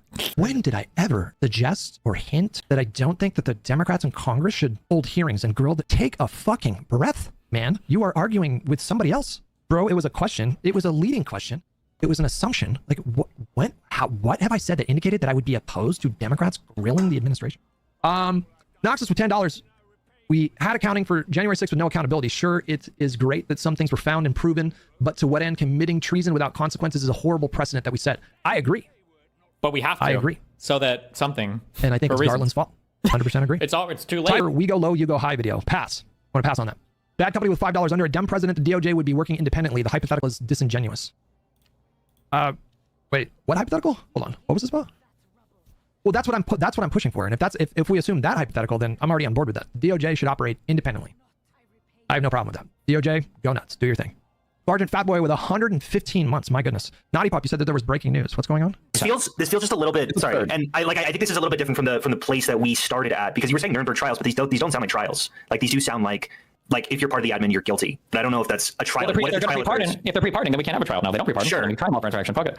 Sure. Okay. So what? Let's go. Okay. Yeah. Actually, let's pre-pardon them. What's your evidence that they're engaged in insurrection? I don't know. We'd have to figure out what the historical definition of insurrection is, and then I guess we would dig up all the evidence, we do our discovery like a normal trial, and you find everything, and you go through all the emails, you go through all the phone calls, you see if they were knowingly fall flat on its fucking face. Would it be politically popular? I'm not denying that, of course. Would it be politically unpopular? Yeah, okay, sure. so so what you're saying is you're making a moral statement that, okay, 1/6 of political representatives, or actually it would be a quarter because these are elected people, 1/4 of elected representatives should be prohibited from participating in politics. Okay, what if we do these trials? What if there's no pre-pardoning? All right, Naughty Pup, have a good happy Thanksgiving. Enjoy your time with your family. Marco Rubio gets put on trial and he's found innocent. Like I don't know if I understand even your hypothetical. He beats his trial, but at least all the evidence will be out there. Yeah. Okay, sure. So then I don't know. So, sure, yeah, I agree with that. The question, why hold on. I'm sorry. Why wouldn't you support the next Trump doing the same? Doing the next. No, not you. I'm not asking you. Elected politician comes about. There's the Trump 3 or whatever. The next Trump comes about. Why wouldn't you support him doing the exact same things that this Trump is doing, but even worse? Not you. You as a general sense. You being MAGA or anyone else. Oh, okay. Yeah. So if I were MAGA, what is the disincentive from supporting Trump 3 if Trump 3 was legally possible? Aren't we incentivizing people to take advantage of the law here? Ooh. I probably wrapped my head around the fact that I think that Trump's going down because he's an ephebophilic sex cultist.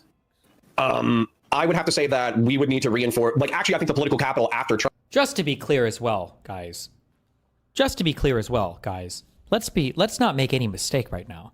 The Trump admin is losing popularity, not because of how evil they are, but because of how ineffective they've been. That's why I'm saying we got lucky that this guy's a fucking retard. People aren't turning on the Trump admin because of the cruelty and the maliciousness and the vitriol. They might say it now, maybe, because that's a convenient thing to point to as an excuse, but it's because their administration just sucked. They haven't delivered for the American people in any way, size, shape, or form. Who's to say that somebody delivering policy more effectively could maintain the same level of evilness and the American people wouldn't give a fuck? Should be spent on reinforcing the guardrails around authorization of uses around military force. It should be put to reinforcing the guardrails around executive orders. It should be put to trying to get Congress to be more of, like that Congresswoman said who just got installed, that it needs to be a co-equal branch of government. So I would actually... So just checking. So your check against the people who would support Trump, the next Trump, the people who are openly okay with breaking the law would be to make more laws? Yeah. I need to start keeping I need to open up like a notepad document and just start keeping track of all the ways that the guardrails have checked Trump during his second term, because it has been numerous. I would love to hear those.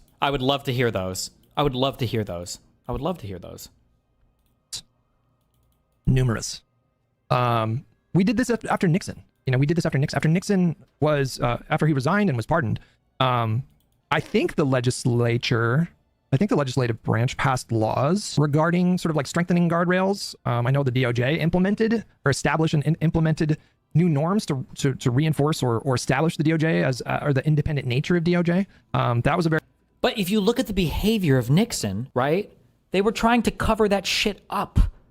They were he knew that he fucked up. That's why the whole Black Friday thing was a big fucking deal. It's because he started firing a bunch of people because he thought his ass was grass. He thought he was fucked. That's why I said before, there's a difference. There's a level of fear that people just aren't feeling. They don't understand. When you go to a dinner and your friend and his girlfriend shows up, and you can tell the girlfriend's been like beat. She's got like makeup on covering her, her eye, and it's like, oh, shit's kind of weird here. That's a lot different than you go to dinner with a friend and his girlfriend, and he just starts beating the shit out of her right at the table, and doesn't give a fuck.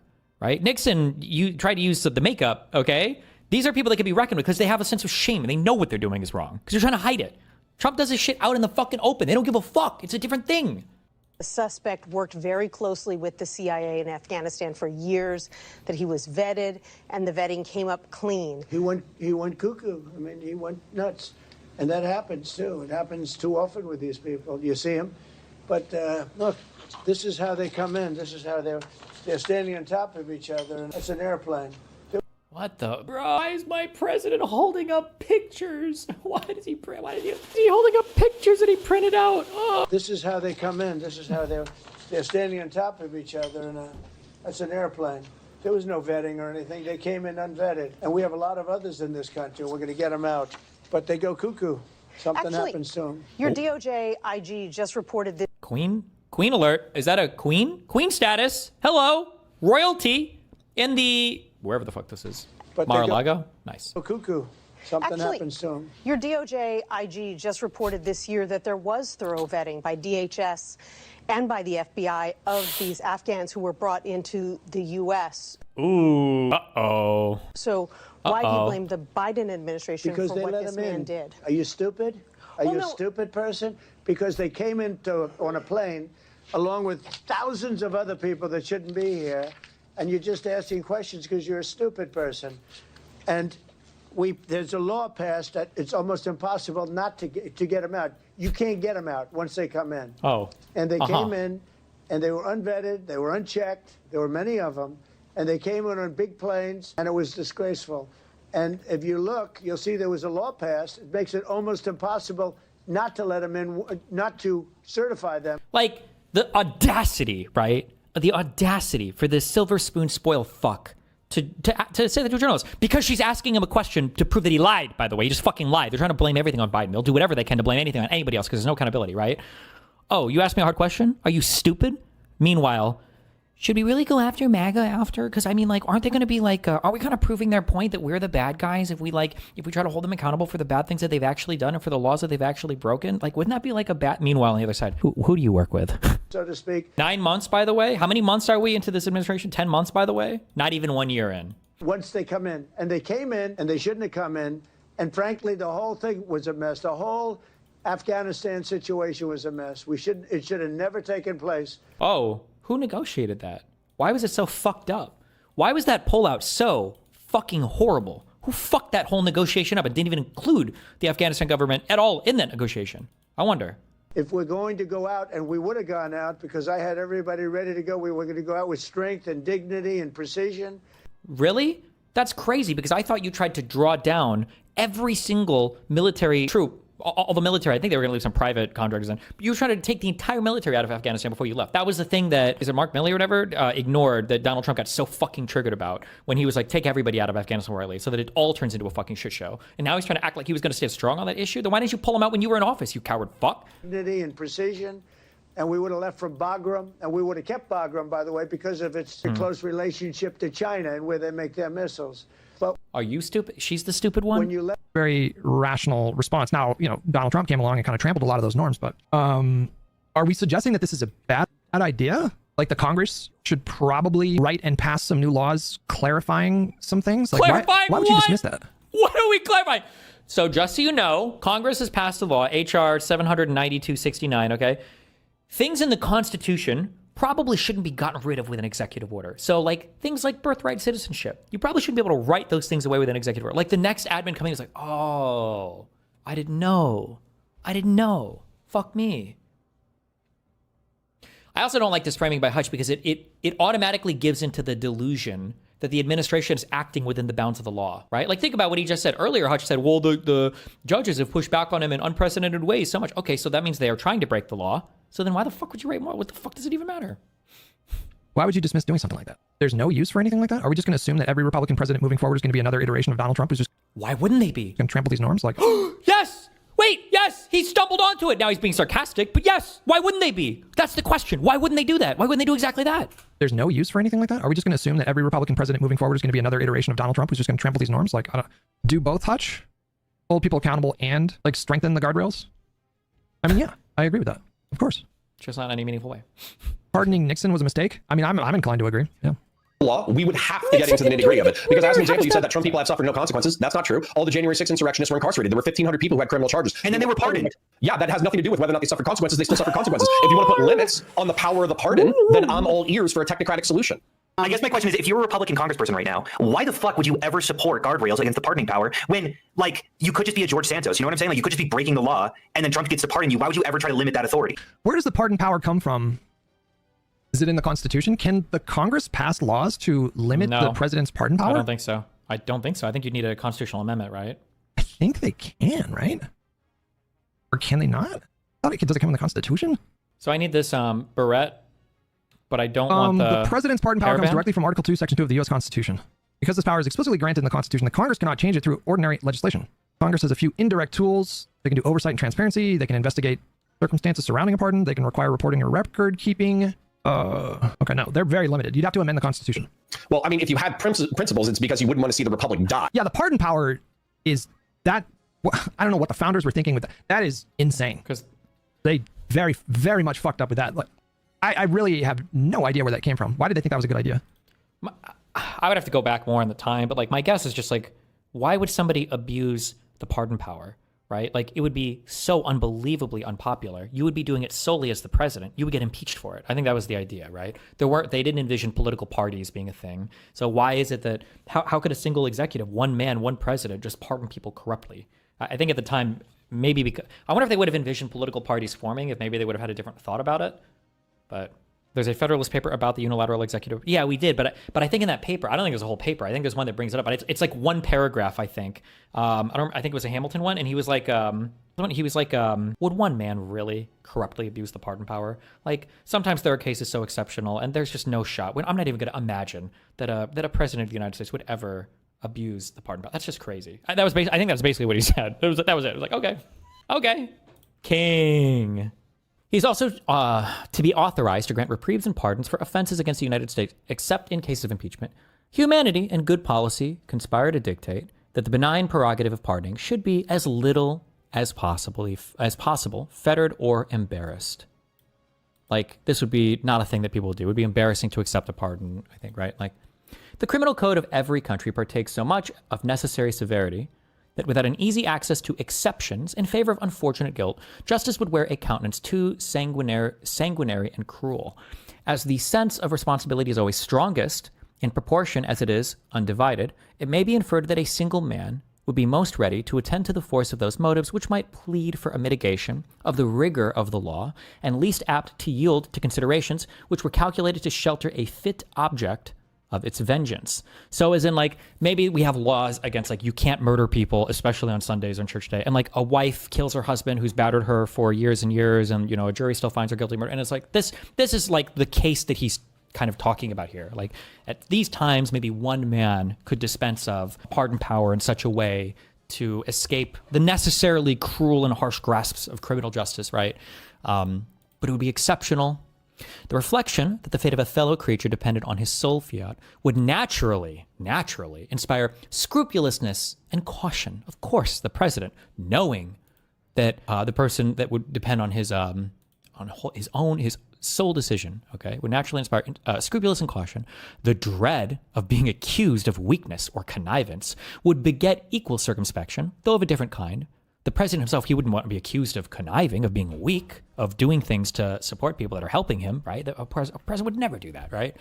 On the other hand, as men generally derive confidence from their numbers, they might often encourage each other in an act of obduracy, I don't know what that means, and might be less sensible to the apprehension of suspicion or censure for an injudicious or affected clemency. I don't know what that sentence means. Jesus. It's the state of being stubbornly inflexible. Okay. Might be less sensible to the apprehension of suspicion. Okay. On these accounts, one man appears to be a more elegant dispenser of the mercy of government than a body of men. Oh, so the idea that like a group of men could come together and issue a pardon, because now as groups, I'm pretty sure the founding fathers, Hamilton especially, I think, hated the concept of political parties. It's like the groupthink sheeple, all your edgy high school shit, the sheeple, the parties, the slugs. Men together will make stupid decisions and they will be inflexible. They will encourage each other in acts of obduracy. I don't know how to pronounce this word. And they might not be less sensible to the apprehensions of suspicion or censure. They're not going to be held as accountable. But one man, a president, would be, so he would never do this thing. The expediency of vesting the power of pardoning in the president has, if I mistake not, been only contested in relation to the crime of treason. This, it has been urged, ought to have depended upon the assent of one or both of the branches of the legislative body. Oh, also keep in mind, too, that when we talk about the pardon power at the outset of the United States government, as envisioned by the Constitutional Congress, I don't even know how many federal laws there were, right? Like, you're not really talking about too many laws here. It's the federal government. I don't even know what federal laws, like, it wouldn't be anywhere near as comprehensive, I think, as it is now, where the federal government has expanded so much and encompasses so much of our daily lives. I shall not deny that there are strong reasons to be assigned for requiring in this particular the concurrence of that body or of a part of it. So this has to do with, like, obviously you can't pardon treason or whatever, right? As treason is a crime leveled at the immediate being of the society, when the laws have once ascertained the guilt of the offender, there seems a fitness in referring the expediency of an act of mercy towards him to the judgment of the legislature. And this ought the rather to be the case, as the supposition of the connivance of the chief magistrate ought not to be entirely excluded, but there are also strong objections to such a plan. It is not to be doubted that a single man of prudence and good sense is better fitted, in delicate conjunctures, to balance the motives which may plead for and against the remission of the punishment than any numerous body whatever. Maybe the president can pardon things, even treason. Actually, I'm sorry, he's arguing now for why even the president could forgive things. in terms of treason. Deserves particular attention that treason will often be connected with seditions which embrace a large proportion of the community, as lately happened in Massachusetts. In every such case, we might expect to see the representation of the people tainted with the same spirit which had given birth to the offense. And when parties were pretty equally matched, the secret sympathy of the friends and favorers of the condemned person, availing itself to the good nature and weakness of others, might frequently bestow impunity where the terror of an example was necessary. On the other hand, when the sedition, so this is saying that the same cause, the same thing that gave rise to why a person might commit treason, the condemned person, might cause people to forgive somebody who had, so he's arguing for why a crowd wouldn't be able to, shouldn't be able to do the pardons. Because here he's saying, well, maybe the legislature should be able to do it. That's a strong argument. But if somebody had committed treason, then maybe the same reason why people committed treason would make the legislature or some people favorable to that person who committed treason, and so they would always forgive somebody who committed treason. On the other hand, when the sedition had proceeded from causes which had inflamed the resentments of the major party, they might often be found obstinate and inexorable when policy demanded a conduct of forbearance and clemency. But the principal argument for reposing the power of pardoning in this case to the chief magistrate is this: in seasons of insurrection or rebellion, there are often critical moments when a well-timed offer of pardon to the insurgents or rebels may restore the tranquility of the Commonwealth, and which, if suffered to pass unimproved, it may never be possible afterwards to recall. The idea that a president in times of historic civil war tension could offer clemency to the other side to bring down tensions in the nation or whatever.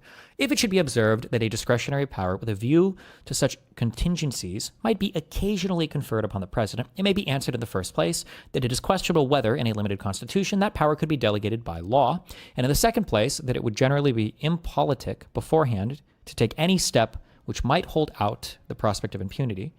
A proceeding of this kind, out of the usual course, would be likely to be construed into an argument of timidity or of weakness, and would have a tendency to embolden guilt. Yeah, I don't think he ever really considers, like, maybe a guy will just fucking abuse the fuck out of it, because there are just too many ways that the president theoretically could have been held accountable, and I don't even know federally how many laws there were. It doesn't seem like he really seriously ever, never really seriously deals with it. But I think at that time, maybe, I can understand why. That's my takeaway, but okay. Okay, great. That's a benchmark the Republicans have not been able to clear. Actually, I would say that Thomas Massie and NCG have actually... Maybe 5 you can point to. I agree with Massey, okay, even though he's a fucking psycho. He's for sure a never trumper. MTG has, like, the last 2 weeks out of her... I don't know how long she's been in power. 6 years? That seems too high. I don't know. MTG over the last 2 weeks has changed her tone. Okay, great. Has not changed her tone. She's just following the political ones. The idea she's becoming a Trumper. The authoritarian moves that Trump has made is just because she sees the politics going into the do the right thing for the wrong reasons, and I don't really give a shit. Move the argument from, well, but all you pointed to was 4 people from voting to we don't have idealistic candidates that could actually reinforce the guardrails of the republic. These are like totally separate arguments. Well, to be clear, I didn't make that second argument. I don't know where that second weird argument comes from. Maybe Saxon, but I didn't make that argument. Okay, well, I think that like spending political capital on reinforcing our republic would be infinitely better spent than trying to wipe out 25% of elected representatives. I have a question. Equally feasible. Yeah, like the fact that Republicans would play ball to put back up guardrails that they have disassembled over the last 10 years. Wait, is this one of those fights where if I beat this guy, they all flee? Did I just fuck this up by hitting him? It seems equally viable than Steve's not going to help in that effort. What's not going to help in that effort is saying, oh yeah, if we ever do get power, we're coming for that ass. We're going to make sure. Sorry, what's not going to help in that effort? What's been saying over and over and over again? How is that working out for them, you guys? I don't. The tit for tat argument for me just falls flat on its face because I look at the consequences of the Trump presidency. That is not something that I want to see coming from the Democratic Party because it is not working out for the Republican Party right now. How is it they've gotten so much? And you want to go back to the norm? We're still operating under the assumption that Trump, what was it, got three picks? He could get 4 or 5. Who's to say that like Alito or Thomas won't retire? Donald Trump, the guy who insurrected the government, might get 4 or 5 Supreme Court justice picks. It's working out for them? Like, really? Like Donald Trump won. He's going to be president for the next 4 years. They got their tax cuts. They got the one big beautiful bill. They got that stuff. USAID's gone. Department of Education's gone. What are the next 3 years going to look like? It's not pretty. So far, it's not been pretty. There is an end date to Donald Trump's presidency. But the Republicans advanced their agenda. The economy and Epstein and ICE. These are all decisions that Trump made. Like Trump made the decision to implement a blanket tariff policy, which has caused inflationary pressure on prices, and to reverse the trend that we were on from the last 1.5 to 2 years of Biden's presidency, like landing that plane, the soft landing. Donald Trump's administration chose to weaponize ICE in the way that they've done that. And what was the third? And Donald Trump's his administration, they have chosen to make the Epstein issue way more salient than it needed to be. These are all self-inflicted wounds. But I don't disagree that these are the reasons that are driving Trump's approval ratings. But I don't think that it is. I think there's probably a very good argument that Donald Trump doing massive overreach is also damaging him politically. But really, that's what people are mad about, is the overreach? Wait, hold on. We have a key meme coming through. Hold on. I thought this was a 6-7 meme. Never mind. Cringe. There's nothing about this presidency that I want to emulate. I don't look at the current moment. Like, what would the equivalent of this be for Democrats? This is delusional, Hutch? Okay, well, let's just imagine that this was a Democrat. How would you guys evaluate? Oh, imagine it was a Democrat. Tomorrow, I wrote an executive order banning fucking, what were the people called? Benefits, pharmacy benefits managers, and now we have a public option. I wrote an executive order making the government a potential insurer for all the American people. Could he have done, instead of Doge, we get the fucking Department of Governmental Healthcare. We get DOF. I don't know. There's a billion fucking things that theoretically you could just fucking do amnesty with the stroke of a fucking pen. Why not? I don't know. There's a billion things that we could envision in a better and a more positive direction. Not that I would necessarily approve of doing these things in an illegal manner, but the Democrat, if they were in office right now, let's say Kamala Harris won, and Kamala Harris got one reconciliation bill done in like June of her first year. She was just going banana buck wild. Load my autosave.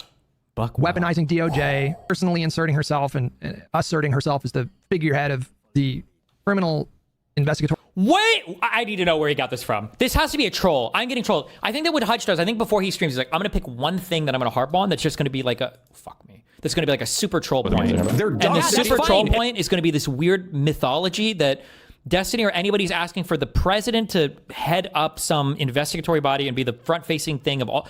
Who said this? I don't know where he got this idea from. I don't know why he keeps bringing it up over and over again. They got their tax cuts. They got the one big beautiful bill. They got that stuff. Fuck. What time? What are the next 3 years going to look like? Was that 312? What was the third? And Donald Trump's president, his administration. The equivalent of this be for Democrats? No real legislative prospects. Like there was really nothing else on the agenda legislatively. Let's say the Democratic Party was headed towards a bloodbath in 2026. Would we look at that Democratic administration and evaluate them as being in a good place? I think not. But the fact that it's Trump, I think, I don't know anybody who can make the argument right now that Trump and Trumpism and MAGA are in a healthy political condition right now. They are dying right now, literally dying right now. These are the death rattles of MAGA. We're all witnessing it right now. But what comes next? So, like Biden's midterms, I don't know what you remember from Biden's midterms. What are you talking about? That was not a bloodbath. What are you talking about? What comes next? You know who Trump is? You know what they let this guy do? Imagine I've got a workforce and I'm in the wokest parts of California. You know what I realized? My DEI program was crazy and I hired way too many minorities and I need to get rid of like 50% of the minorities in this company because they're fucking us up and there's no way I can do it. Okay? Well, current CEO is on the way out anyway because our earnings have been fucked anyway. So fire the CEO, bring in a new temp CEO, have them do all the unpopular shit. They come in, clean up the company, do the unpopular shit, and then they get fucking bounced, okay? Because of how unpopular they are. Then we bring in another guy. It's a fall guy CEO, right? Arguably, Ellen Powell played this role with Reddit. There have been arguably fall guy CEOs in the past. Like, this is what Trump is. He's a fall guy CEO for the Republican Party, right? Oh, well, Trump's going to be on his way out. Oh, okay. That's good at least. Now Trump is gone. What remains? Roe v. Wade and Casey, these were 60-year-old watershed cases. Roe is gone. Casey's gone. The Supreme Court, in a way, granted itself a lot more power to decide for statutory interpretation, deciding how laws are passed from Congress, right? With the whole the Chevron doctrine is gone, right? Which it gives more power to the Supreme Court for interpreting laws. We got, what else? That's just gone. Oh, the Department of Education is gone. That's probably not coming back. Maybe. USAID is probably gone. I don't know if that's coming back. Or rather, every single time we talk about bringing these back, it's going to be a fucking fight. You're going to have to fucking fight over, oh, you want to bring back USAID? Well, you're going to have to make some big concessions to us. Are we really going to concede shit to bring back USAID? Is that really going to happen? No. Which one of this one, right? Oh my God, perfect. Okay. If I injure either of the women completely, do they teleport away or does it also end the battle? There's a couple weird battles on this game where if you take out anyone, they all leave. Yeah, the IRS got fucked, medical research got fucked. And to bring back any of that, all of it is going to be a fight. All of it is going to be a fight. That was a historically good midterm performance for like Hutch he doesn't really believe this either. People just need to remind him. He's acting like when you get a new government that everything resets, that we go back to where we were before. Also, you know what? How about we could even make an international argument? Because here's what I'm thinking. What do you tell, I'm leaning into the domestic abuse thing. Like, what do you tell a woman who says, my husband last night beat the shit out of me, but I think it's because I was kind of grumpy and he doesn't normally do this, right? what do you tell them? You're like, well, who the fuck knows when he's going to be mad again? So you're just going to accept that he beats the shit out of you? Everything's upset? If you're the rest of the world, how fucking scared are you of anything happening bad in America? Because it's like, well, that's the United Schizophrenic States of America, and if they have any fucking problems, or think they have any problems at all, they're electing another schizo leader who's going to fucking destroy the world order. Well, fuck us, right? Imagine America elects a new leader, and you're another country looking at America, and you're like, oh, okay, so you're going to 180 again? And then America says, all those people that just came before are getting federally fucked as hard as possible because we're never going down that path again. There's going to be a huge disincentive to ever go down that path again. I think you would like to see that. If you're another country in the planet, it's like, okay, well, America is trying to clean its shit up at least. But for America to elect Democratic leadership and then just to move on like nothing ever happened, why would you ever trust that fucking country again? Why would you ever trust this country again, knowing that the next time something bad happens, oh, well, time for America to throw a fucking 4 to 8 year fit now. Incumbent party. You'd have to go back to like George W. Bush in 2002 after September 11th and AFK, the Democratic Party midterms after the Cuban Missile Crisis, where they did like pretty well by historical standards. Why do you see holding a MAGA accountable as becoming some kind of crazy action? The crazy thing is to not do is to do. All right, guys. True. I need to put a piece of text on the screen just to clarify my position once again. Okay, but if nobody's understanding over and over and over again, don't hold MAGA accountable. That's what it feels like. Kids we Lorg with $10. Are we saying that they are successful because their agenda isn't popular? Sorry, what? Thank you for the $10, but what are you asking me? Are we saying they are successful because their agenda isn't Do you mean unsuccessful? I'm saying like success or like Trump's personal success in terms of what he promised when he was running, his goals that he had in mind. I'm sure they're reasonably in line with what he wanted to see happen. The question is, how is that landing for the country? How is the country responding to him being successful on his agenda? He did send ICE into neighborhoods to terrorize people. He did do like increased levels of deportations for people with no criminal records. He did do the tariffs. He did do the one big beautiful bill. Great. Okay. How's the country responding to that? Well, they got it. They are not responding well. They got at all. They got it. They are not happy with this administration. Like, imagine like raping someone. It's like, well, they're not happy. And it's like, okay, well, I got my nut. that's what's happening. They got their nut off in us. Okay. We're cummed in. And he's like, well, at least they know we're upset. This is like the whole mantra of like, well, it's better to ask for forgiveness than for permission. No, that's not how it's supposed to go. Being voted out is not a consequence. People still support this crazy shit and want to see him go harder. Being voted out is obviously a political consequence. That's a pretty significant political consequence. His base all loves him for everything except for the tariffs. True. Who cares? That's his base. Of course they love him. How do you think you're going to change his base? Why can't you at all? There's nothing. So they're always going to be supporting insurrectionists. I don't know if that should be a goal. Okay. I don't know if you can fix those people. Okay. Oh, they're unfixable. The goal should just be to win more elections, right? No, it's not whataboutism. It's this happened. Okay, you're saying that you'll never win an election doing this. Didn't Trump win 2 elections? Have you asked him 3 elections doing this? Wasn't his chance in the first election lock her up? Ran a senile 90-year-old person with his brain leaking out of his fucking ears who couldn't do a debate. That ran against him in 2016 when he was saying lock her up. We're coming from lock her up. Wait. What's the point that you're trying to make? If you're trying to make the point you're saying that if you act vindictive and evil, no one's going to want to vote for you. Trump ran on vindictiveness. How do you explain the moderate win? This is such an incomplete analysis of the impact of Trump's rhetoric. We're isolating 2016 and 2020. I mean, 2016 was a much more decisive. We're isolating 2016 and 2020. My brother in Christ, those were the last 2 elections with a lot of the same players involved. It's a victory in the House. He had like a what did he have? Like Vishy, what was the House majority in 2017? He had like a 35 or 40 seat majority or something. He had like a 3 seat majority in the Senate. And then what happened? Years of losing. Like when Roe and Casey they were had, gone. They did not do well in like when USA is gone, with the immediate years, in special elections, and then in the midterms they got blown out. 2020, all the research. He became the first one-term president since George H.W. Bush lost in '92. They did pick up a few seats in the House in 2020. That wasn't ideal, but we won how many seats in the Senate and won control of the Senate? Wow. And what do we get for that again? Greatly limited losses in the midterm elections. I need, you know what I need? What do you need? I need Laksha. I need him on speed dial to talk about how Donald Trump has hurt the Republican Party electorally. 2022 is really the best example, I think, of this. It's the year that the Democrats, I think, really kicked off the Pied Piper strategy. The Democrats were putting money into Republican primaries to elevate the crazier candidates. And a lot of people criticized the Democrats for doing that at the time because they said it was too risky. But boy, did that play out well. It worked. It actually worked. Because of that strategy and because Donald Trump kept elevating the craziest candidates over the more politically sound candidates, like the Republicans lost so many winnable races in 2022. That was Donald Trump's fault. I don't think we should, I think it's so narrow to evaluate the strength of Trump just based on 2016, him winning in 2016 and 2024. Evaluate them on their wins. There's so many other reasons that are so consequential Why would we limit it to just his individual races that he won in 2016 and 2024? You could very easily make a strong argument that the Republicans would have been way more successful electorally in the last 10 years of Trump if Trump wasn't the guy, if he had never entered the race to begin with. Old Scotty with $5, you're discussing policy, whereas the demand is for punishment for criminal corruption. I'm not opposed to punishment for criminal corruption. Mr. Feeney, is that a reference to fucking Boy Meets World? $5, people think you're against accountability because you got stuck arguing against the president should lead it point, and everyone got confused. And no one knows where that point even came from. I was so clear about my 2 conditions. Oh. The first condition, if you're going to do some kind of mass accountability project, some kind of series of criminal investigations, potentially prosecutions for Trump and people in his orbit, which I don't really know how you can do that at the federal level if he does pre-pardons. But if you're going to do that, if you want to do that, the president should focus on policy, legislation, running the executive. No one is saying they should not be involved in that kind of way, and it should come from a special counsel. Those are my 2 conditions. Satisfy those 2 conditions, is a great and I'm on board. I give him a 10 out of 10 for this. I think it's on some of you guys to explain to me why the president has to be the I support this bait. Why is that necessary? No one said this. Why no one said this is a great bait. Maybe in a very like meta way, he's trying to illustrate how well conservatives control the political discourse in the US by inventing positions on the other side and then force them to either defend them or disavow them, maybe? This is like a meta thing? Hypothetical Nuremberg 2.0.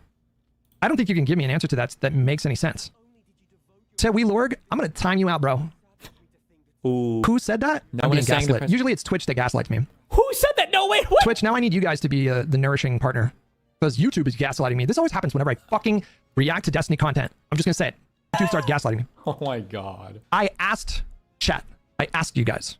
I asked the question. Or I don't know if I asked the question, but I gave my 2 conditions. And the first condition is that it shouldn't come from the president. And I got a ton of pushback in YouTube chat specifically. Okay. I got a ton of pushback. Because if that's the hang up here, what are we even arguing about? Then we agree. If you're fine with my condition that it shouldn't come from the president, then what are we debating? Then we don't disagree. You're fighting phantoms. We have the same position then. Winning in 2020 if everybody is like, so hungry for vindictiveness. COVID probably had a lot to do with it. Yeah, COVID probably did have a lot to do with it. Wait, hold on. I'm not done yet. Thank you. You know what had a lot to do with 2024 Trump's win? Your mom. You said we might martyr MAGA by prosecuting. Got him. No, what I said is you might MAGA. Sorry, forget. There's too much alliteration here. You might martyr MAGA by doing it thoughtlessly. If you just get in there and you start acting like the populist lefties who just always want to fight, like MAGA does, charging at people just like 100, like at 110%. That's all they do is just like they take a hammer to everything.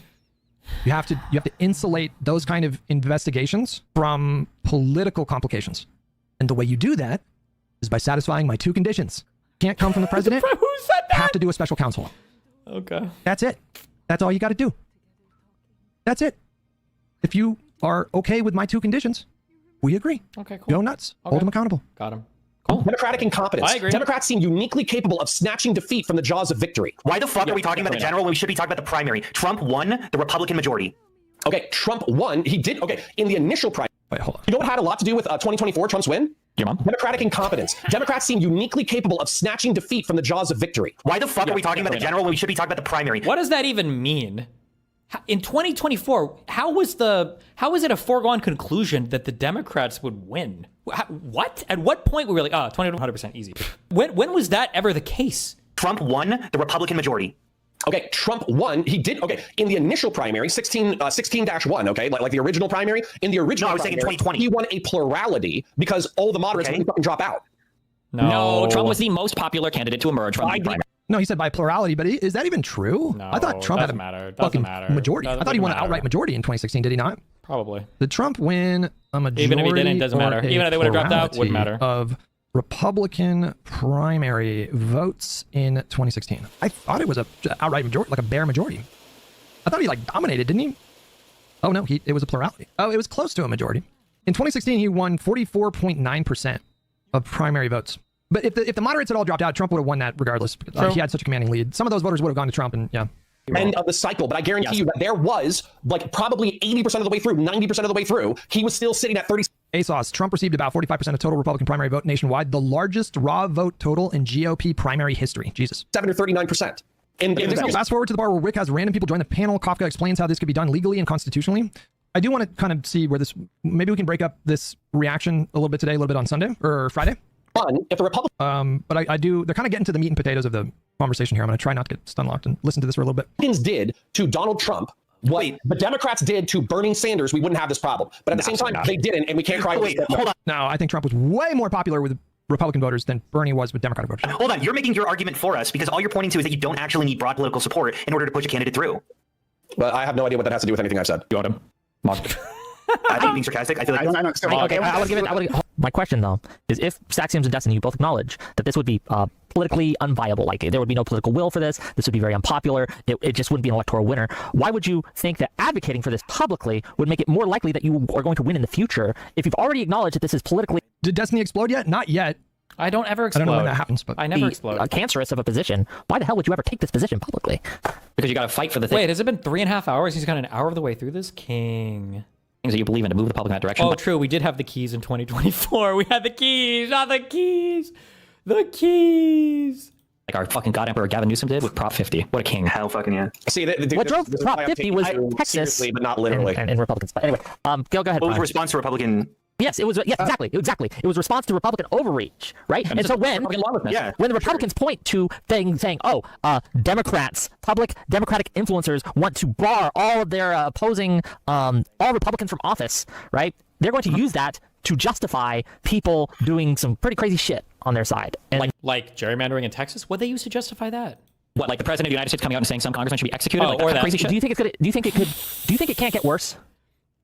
Yeah, but that's a great question. Always get worse. That's the reason why you take dramatic corrective. That's a great question.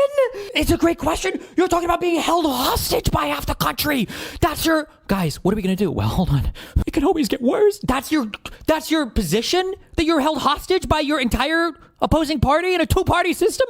Action right now. Okay, right now, if we're not able to impeach Donald Trump based off of what he's saying right now, what makes you think okay? So you made the point that you're arguing to move people more in your direction. Okay, what I'm saying is not only are you wasting your political capital now, and you're probably making discourse worse now, but the jumping over the bar would be trying to impeach Donald Trump now, and we're nowhere fucking near that. You know what I think gets lost in these discussions, and it's come up in the past. Oh no, what? The framing gets to be that.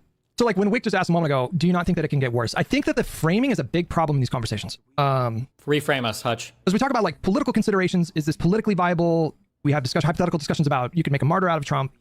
And Destiny seems to always come back with, well, like look at where Trump is already. He's like, calling for people to be executed and like, hold on, let me figure out how to say what I want to say. Yeah, careful. American politics are, when we're talking about a national race or in particular like national races, they are a fight for the political center. So when people say, well, Trump's base already love him and he's doing all this crazy shit and they still love him for that. And they'll use that line as a way to dismiss the idea that there's like Trump is paying politically and the Republican Party are paying politically for hitching their wagon to Trump. The reason why they're paying for it is because American politics are a fight for the center. It doesn't really matter in terms of the discussion. It doesn't really have a lot of relevance that Trump's base love him for the stuff that he's doing. You say, well, Donald Trump is losing. Like, look what he's doing. He's sending ICE into neighborhoods and he's breaking the law and he's doing tariffs and he's doing all this crazy shit and he's so corrupt and his base still loves him for it. Great. Who cares? I don't understand why that matters. The Republican base is not, or Trump's base more specifically, are not numerous enough to survive the political consequences of what Trump is doing. The more kind of malleable center. What did it take to get to this point? What did Trump have to do to lose his popular support? Well, all he really had to do was lawlessly declare that we were being invaded by another country so that he could deport people without due process to a country whom he's paid money to open concentration camps for some of the illegals that we're deporting. He's had to, with the stroke of a pen, try to rewrite parts of the Constitution, like things like birthright citizenship. He has had to implement a global tariff scheme of which 10% would have been unprecedented and unheard of and unthinkable, but he's expended way beyond what even the craziest position was. He has engaged in conspiracy after conspiracy after conspiracy, whether we're talking about the Epstein file shit that happened, whether we're talking about the Signalgate leaks that happened multiple times, whether we're talking about the numerous botched investigations, Kash Patel coming out and making crazy statements, he's to walk back, minutes later. He completely and utterly failed on his two promises to end the big wars, Ukraine and Israel. He waited until Israel was basically done. He's no closer to ending Ukraine-Russia. And then prices have continued to go up. The budget never came down. Our imports and exports markets are both damaged. Affordability is getting worse. Inflation is still increasing at a higher rate than it should have been, despite the stagnation in the economy. We had 10% inflation. Like, okay, and then by the time, I don't even know how many more I can do. 20, 30 things, right? We didn't even get into the fucking crimes, okay? We didn't get into the historically unbelievable cryptocurrency things. We didn't get into the weaponization of the DOJ in terms of writing executive orders to target law firms and the whole Eric Adams, Pam Bondi shit. We didn't get into the tweeting out that he wants to prosecute 3 political opponents with the attorney that he wants to prosecute them with, and then that attorney being illegally appointed in order to prosecute those political opponents that the judge has just finally thrown out and said that she shouldn't have been appointed at all. We haven't got, like, there's so many things, right? And then Hutch is like, yeah, we just needed that to happen, and see, now we're winning again. What the fuck? Meanwhile, on our side, what did we do to lose? Well, Kamala really didn't disavow that trans is hard enough. And Biden had that really bad debate performance. So, like, we kind of deserve to get fucking reamed by the Republican Party. Okay. And all those things were just the second Trump term. It doesn't even go over Trump. It doesn't even include, that was the first 9-10 months in office. That doesn't even get over the 4 years he had before. It's not incredibly large amount of people. It's like around 10-15% of people that are, you know, like genuine swing voters, like people that can be persuaded away from Donald Trump. Those people are moving massively away. Oh, the deploying the National Guard to all the American states for no reason, saying that he would invade Chicago with the military, 10xing or whatever the budget of fucking ICE for who knows what the fuck. My head around this fact that effectively you're not trying to eliminate the voter base, if I heard you correct. You're not necessarily trying to eliminate the Republican Party. You're trying to, through effectively, in my opinion, trumping up charges of insurrection for anybody supportive of the Trump administration, you're trying to disallow 25% of the representatives of the United States from office. Based. Okay, one. What about first-term Trump supporters? Right, it's 2016. They changed their mind. Then I go now. They changed their mind between Trump. Okay, so now okay, great. I'm glad we have that. I mean, when Biden came to office, I was 21. Even more based. Even more based. Okay, right. So I guess. Hutch, I'd really like you to clarify, are you okay with the presidential candidate proposing the special prosecutor plan during the 2028 campaign trail? No, I don't think that the next Democratic president, I mean, first of all, like, forget about the ethics. I don't think that's politically smart. I don't think that is, actually, it really depends on how the next 3 years play out. So, to answer your question, I'll withhold judgment. Like, because it's possible that Donald Trump, like, really, I mean, not that he hasn't already lost his mind, but it's possible that it blows up 1,000 times worse than it is right now. And at that point, we're in completely new territory, and I might have a different answer. So, I'm going to give you a cop-out answer and say that it really just depends. You have to look at your hands and see the blood on them. So, I have a problem with what Destiny is proposing, right? And I'm guessing there's a lot of room for agreement for whatever Staxion is proposing. Yeah, I mean, right? look. No worries. So my issue with what Stephen is saying is that there's no exit ramp, right? Like, this sounds to me like purging the Ba'athist Party, right? And there won't be any repercussions from that, right? We'll just get rid of them. But these people don't go away, right? And in fact, this is all obviously just an intellectual exercise because none of this is rooted in any kind of realistic framework. This is all just like theory. We're having a conversation. Should there be Nuremberg 2.0? I don't even know if we have the mechanism to enforce something like that. Is there a legal framework for Nuremberg 2.0 for the Trump administration? Probably not. Not in the way that they're talking about here. It's all just about, like, theoretically, would it be better to do Nuremberg 2.0? But the whole conversation is just about, like, would it be better to do that? Were that an actual feasible option? But it's not going to happen. So it's all just theory, right? Them and their supporters are well armed. What we were saying is that we're going to take a maximum position, not just against the ringleaders, which I can agree with. Like, I believe, I imagine I say, hey, let's have accountability for the people who are in charge, right? But everyone down the rung, right, in terms of elected office, right? But yes, you aren't talking about arresting Republican voters, true, right? But Republican voters are going to take it as offense, as this is everything that they've always feared, right? That the Democrats are finally coming for them, and now we have to take action, right? That is like the clearest clarion call for violence I've ever seen. Fucking dumb. Like 9.9 times out of 10, liberals would lose a civil war. That's like the fucking stupidest shit I've ever heard. Not me with my fucking Anaconda Colt 44, motherfuckers. I'm showing up. Anaconda. Sorry. Gonna take me a little bit longer to reload and fire off successive shots, but I'll just, you know. Okay, what? Seriously? Okay, so a quarter of the population gets disbarred because we're still in the political toxic. Or a quarter of the representatives get disbarred. They use that as a clarion call in order to rally the troops, saying, left-wing authoritarianism has finally come to America. Obama is, in the Jade Helm bunker about to launch nukes and 5G internet and all that bullshit. They got hundreds of thousands of motherfuckers to walk. I saw about the National Guard's members were keeping an eye on that. On Congress, and then boom, we're in an actual shooting civil war. You think liberals win that? What the fuck are we talking? We have all like the gang committing people with the pistols, and not Republicans like fat and dying. You're not particularly good shooters. Sorry to the blacks. Well, whoa. What are we doing here? Am I getting TOS here? Excuse me, all of our trans furry people seem to be quite adept shooters. Oh my god. True. Do I need to fast? Like, Destiny, my problem is, like, there is no path within your framework that you're presenting for reintegration, because that's how you actually heal a divided society, right? They thought that after Reconstruction, and I think it was a mistake. The idea that we need to massively, like, Germany didn't do that. I think they've had a much better run with their Nazi issue than we've had with our. The need for some kind of reconstruction was a lot more intense after the Civil War than it is right now. Like, things are bad right now, but it's not a hot Civil War, right? Ace with $10. A huge problem I have with lefty dialogue online is incessant quibbling over theory. The actual cause is moved forward 0%, and all it does is make debate bros feel like they have huge e-peens. I don't know if that's necessarily just limited to the left. I mean, you see all kinds of insane theoretical debates happening in right-wing spaces right now. Like, should women have rights? Is like a normal debate topic in the red pill space, you know. Or, racial, xenophobic issue. I think there is a reason why you need to have an accurate accounting process for what's happened. And the idea that everybody's allowed to come back scot-free. I'm not disagreeing with an accounting process, right? That actually should happen. If that's what you're talking about, great, right? But the way you're formatting this is that this accounting process means just a blanket accusation against anyone with an R on the name, right? That's the problem. In terms of moral outrage, I'm practical sense, right? That the way to actually heal this issue would be that. Like, I'm curious, and both chats, right? Both chats, by the way. I saw some accusations otherwise. What do you guys think is the most likely way that the country moves away from MAGA? Or I don't know if there's a better way for me to phrase that. We just forget everything and pretend what nothing ever happened. Likely way that LOL. MAGA fails as a political movement. Yeah, we forget everything and move on. LOL. LOL. Jacob, doing nothing? Yes. Consequences, accountability. Yes. Do nothing. These are very broad. True. There are legal consequences. There are political consequences. Let's do nothing. There's legal accountability and political accountability. Just kidding. As long as the president doesn't lead the same way you handle a street whatever. gang. Wait, how do you handle a street gang? I don't even know that. Throw them in jail, or do you fight them, or what do you do? Your question is incredibly broad, to be fair. Well, isn't the point of this debate about making sure that something like Trump never happens again?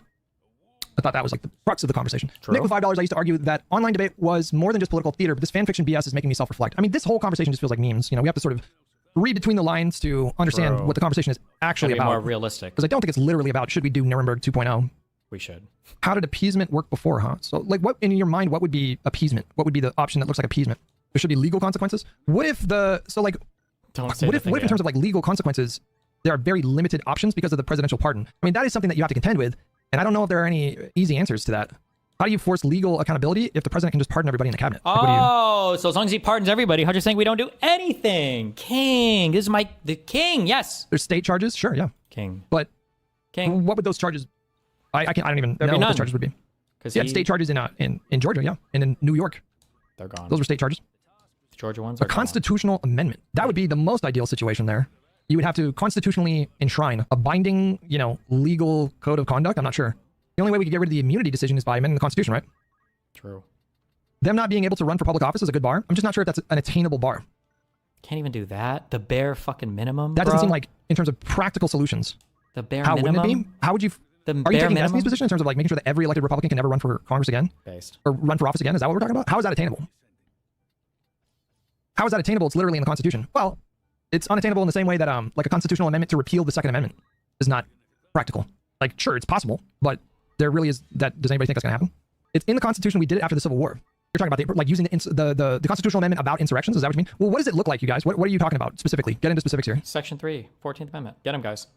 Are you talking about a more targeted thing against like Trump cabinet officials? Or are you talking about trying to establish that every elected Republican in the country can be charged with insurrection? Hell yeah. Or can be deemed to have done an insurrection and thus blocked from public office? Are we really saying that is practical? Yep. Get them. Get them. The combo Destiny had with Connor the next day was more serious and far less memey. Okay, maybe we'll make some. I mean, I would love to hear the serious conversation. This is the serious conversation. It's only for the oath takers. True. Context for all of this conversation is that there is no way to create rules and laws to contain an actor that doesn't value rules and laws. True. True. That seems a bit absolute to me. Oh, well, that's how it Even goes. with Trump's lawlessness during his second term, he's still been constrained by the system. Really? Please forgive me if you've already mentioned this, but what punishment do you see? None. Remember, as appropriate just for say the level counsel. of lawlessness we've seen so far? Just say special counsel. I really don't have like a legal rationale. I would have to ask like Kisco about like the various laws that he thinks the Trump administration have been breaking. But unfortunately, I think he's shielded by the presidency and the immunity decision to a very large degree. And so I don't really know what's possible. There we go. Base, kind of nothing. Yes. I just cummed, by the way. Just letting you know. Going away from MAGA wouldn't be good enough for most of these chatters, and definitely not Destiny. They want a single party state. I guarantee you ask them pick one rep, and they would like his president, and they couldn't pick one. Republican? Oh, I don't know, maybe. We could use SEAL Team 6, for example. Talk about practical. Trump coin has a $2 billion market cap, and you're talking about constraints, Hutch. What a joke. True. I don't know why you're getting saucy. Are you disputing the fact that Donald Trump has been constrained by the system? Are you really not imagining the various ways that he's been constrained by the system? Like, he can't just will a legislation into existence. He still needs Congress for that. Like what? He couldn't stop them from voting to release the Epstein files. He couldn't pressure the Republicans in the Senate to get rid of the filibuster. Well, except didn't he literally pressure Bondi to censor parts of it, or the FBI to censor parts of it? I don't even know if we have the whole thing, right? Wasn't he literally kind of sort of doing this for like a year? He has, obviously, but the courts have checked him a number of times. Like, obviously, he's been somewhat constrained by the system, right? We do that counting, right? Especially at the top layer, right? We prosecute a Trump figure. Yeah, he tried to I have no doubt that Donald Trump thinks that he should just have the authority to just say, like, Brad Pitt and Fury, like, shoot that guy. Or in the case of Comey and Letitia James, I have no doubt in my mind that his authoritarian impulses make him believe that he should have the authority to just be like, throw that person in jail. But or obviously there are limitations there. Which he did indict them. He's been barely constrained. I just think this is such a flawed way of looking at it. If he was barely constrained, do you understand? Like, do you think that Donald Trump compares? Like, just to be clear, Hutch doesn't understand what constraint of the law means. This is what constraint means. Have you ever heard the saying, some people are only alive because it's illegal to kill them? That's constraint. There's a thing you want to do, and the law prevents you from doing it. That's constraint. If you're doing whatever the fuck you can, and you're seeing what judges check you on afterwards, that's not the purpose of the judicial branch. That's not what it's there for. It's not there for you to test every single esoteric, I don't even like to say legal theory because I'm giving it their pretense that they're actually trying to do legal things. It's not for you to break as many rules as possible and then have the people come out at the end and go, hey, that was a broken rule, that was a broken rule, and that was a broken rule. That's not what it means to be constrained. Literally in terms of what he wants to do and what he's able to do. Do you think he compares with Mussolini and Hitler? He's obviously nowhere close to that. That is a bit insane, right? They all started somewhere. That's true. That's true. That's certainly true. Well, Mark Rubio or Pete Hegseth, right? We go after those individuals. But for the rest, all right, and maybe some other people a little further down. But for the rest, you have to give them a way to get on board, right? To understand, okay, this was bad, right? I apologize. I admit my mistakes, but I don't necessarily have to go to prison for that, right? And that invites people being disbarred from If you have a different set of consequences, you can be some. But I have a historical question, just because we're talking about Nuremberg. I do know that there are only like 150. If you were just like a Nazi soldier, were you barred from running for office? I believe so. I believe anyone who was involved in the regime. Okay. Well, Rock, I'm sorry. Yeah, don't ask Rock. Yeah. I could be wrong though. So I definitely agree with the pretty severe accounting process, but I definitely disagree with Connor, where he's specifically saying that like if this occurs, we're gonna have like a civil war on our hands. I think this is such a cult of personality that the moment that Trump like steps down, there's not going to be this sort of rallying cry that's centralized in any sort of way. But yeah, I definitely think that a blanket. Wait, would Trump will we even bother to trial with him? Because if all that Stephen is asking for, he can't run for office again. But he can't run for office again. Well, he's already done terms, right? He's not going to do a third term. There's some ideas floated that he could be like House Speaker, and I don't know. They're coming up with some kind of machinations to try to extend his political life, but I don't think any of it is serious. Why even bother to trial with Trump? It feels like you just don't think that anything Trump has done is bad. Do you not think that there should be consequences? I don't really understand where that's coming from. Huh? Wait, did that was that a straw man? Did that chatter just straw man him? Just because Hutch said that between presidential immunity and mass pardons, there's basically nothing you can do, that doesn't mean that Hutch is saying there's nothing you can do. Where would you even get that idea from? What do you think the repercussions for Trump leading politicians or elected officials under the Trump admin should be? In a just world, then I of course I agree that Donald Trump would have been deemed to have participated in an attempted insurrection and prevented from ever running for office ever again. Nothing. In a just world, Donald Trump would have been convicted in the Senate for the second impeachment. McConnell would have demonstrated real leadership in that moment and actually, whipped the votes on the Republican side to get that done. I do think he could have influenced the outcome in that way. So yeah, obviously that would have been ideal. But I don't really think in those terms. Before we talk about what I think should happen, I prefer to focus on what can happen. Like what are realistic consequences? What's a realistic way to get to accountability after Trump 2.0 is done? Well, Trump would be charged with different things. His entire, from him giving the United States of America, all his family would be stripped of all their business, all their assets, and then they can go rebuild their shit in Russia. But every single thing would be taken from that family, 100%. Listen, I don't even think this is a real conversation. I think it's not. This is a conversation about what would happen in a just world. Take it what is all. the course of action that is actually feasible, possible, practical, enriching realistic. yourselves with the traffic or whatever of the office. That's he's plotting out an extreme position, and then he's watching Prime in Staxiums who are trying to steel man his position, sprinting over to him, being like, "Daddy Stephen, can we do Nuremberg, but maybe not as extreme as what you're talking about? Can we just like instead of incarcerating them and disappropriating them of property, can we just like maybe bar them from office? Okay, maybe we can do this, maybe we can do that. No, fuck your extreme position. Your extreme position is bullshit. Staxium and Primecayes trying to find a sensible like version of your thing. It's a waste of time and energy. And this is part of what I'm saying is like all you're really doing is because I have like a few MAGA people in my chat. All you're doing is the MAGA people are like, oh, this is who we knew. We knew Stephen was like this the whole time. We knew that he was a left-wing authoritarian, communist dick sucker who was gunning for us. Like, dude, that all you're not doing the right-wing people in your chat. Oh no! I don't know how not to give red meat to those people though. You can't because it's a trap they said that Connor keeps falling into over and over again. There's somebody's beating the shit out of you over and over and over again. You go, and then all the other people are like, wow, okay. I agree that it doesn't. I mean, if you're talking about some kind of mass accountability action, then you're probably going to need the support of like most of the people that are in the center. So again, it doesn't really matter. Like MAGA people, they're going to claim that Democrats are crazy, violent communists no matter what. Who cares? We already know that that's what they're going to say. And by the way, like the reason why MAGA is being hoisted by its own petard is because it's done what you did, but it's painted itself into a corner. Okay, it has taken the base and shaken them by the shoulders for decades. That you've mentioned as well. Rush Limbaugh is arguably the beginning of this, and they've taken them by the shoulders and they've shaken and screamed in their face. The elites are all pedophiles. They're all monsters. You're being. So the world isn't fair, but how doesn't this just slowly pull us towards Trump 3.0? I gotta say, guys, the odds of Trump 3.0 are very low. No, they're not saying like actually Trump running for a third term. They mean the next Trump. No, how can he not? There's no way that he's misunderstanding that. Very low. I think we're gonna have midterm elections in 2026. I think we're gonna have presidential elections in 2028. I think that Donald Trump's name is not gonna be on the ballot in 2028. Oh my God. And then we're just gonna enter the post-Trump era of politics. Not in the sense that he's going to totally shrink away or try to give up his influence. It's not about Trump. Or position as a potential kingmaker within the party. It's not about Trump. We have about 3 years left in this term, and that is going to be the end of the Donald Trump presidency. And then we're all going to go back to normal. Then everything's going to be post-Trump. Expansion of the Supreme Court, reform pardon power. So with that, you can't actually do that through legislation. You need a constitutional amendment. Term limits, that's another thing that can't come from legislation. That would have to come from an amendment. I'm pretty sure it's the Constitution that sets the term for the House Representatives at 2 years and 6 years for the Senate, right? So you have to amend the Constitution there. And anti-corruption laws. You can expand the Supreme Court. Congress does have the authority to over the judiciary in that way. And you can do anti-corruption laws, and you should do those things. Yeah, I go back and forth on expanding the court. I don't know what the right answer is. I lean towards yes, but not a perfect solution by any stretch. And you do, I think, get at the problem in a better way by reforming the Supreme Court, by implementing term limits and establishing an enforceable binding code of ethics.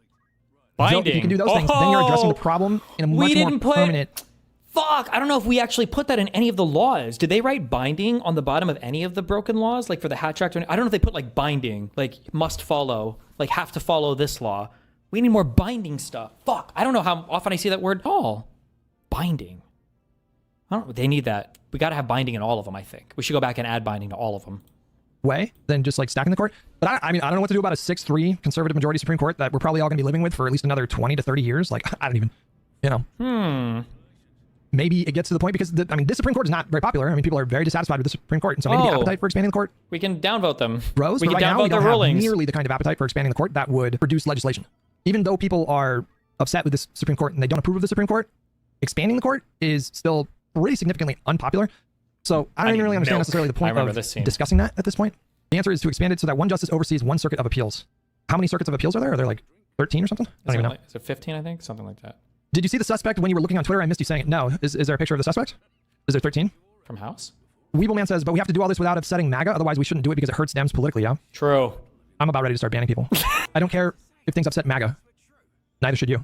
It doesn't matter. Are you talking about the mysterious moderates? It's a naked dude on a stretcher. Wait, what? That you're not threading the needle of your two takes. You even said you weren't sure if a 2028 candidate he's getting would call for your process because of electoralism.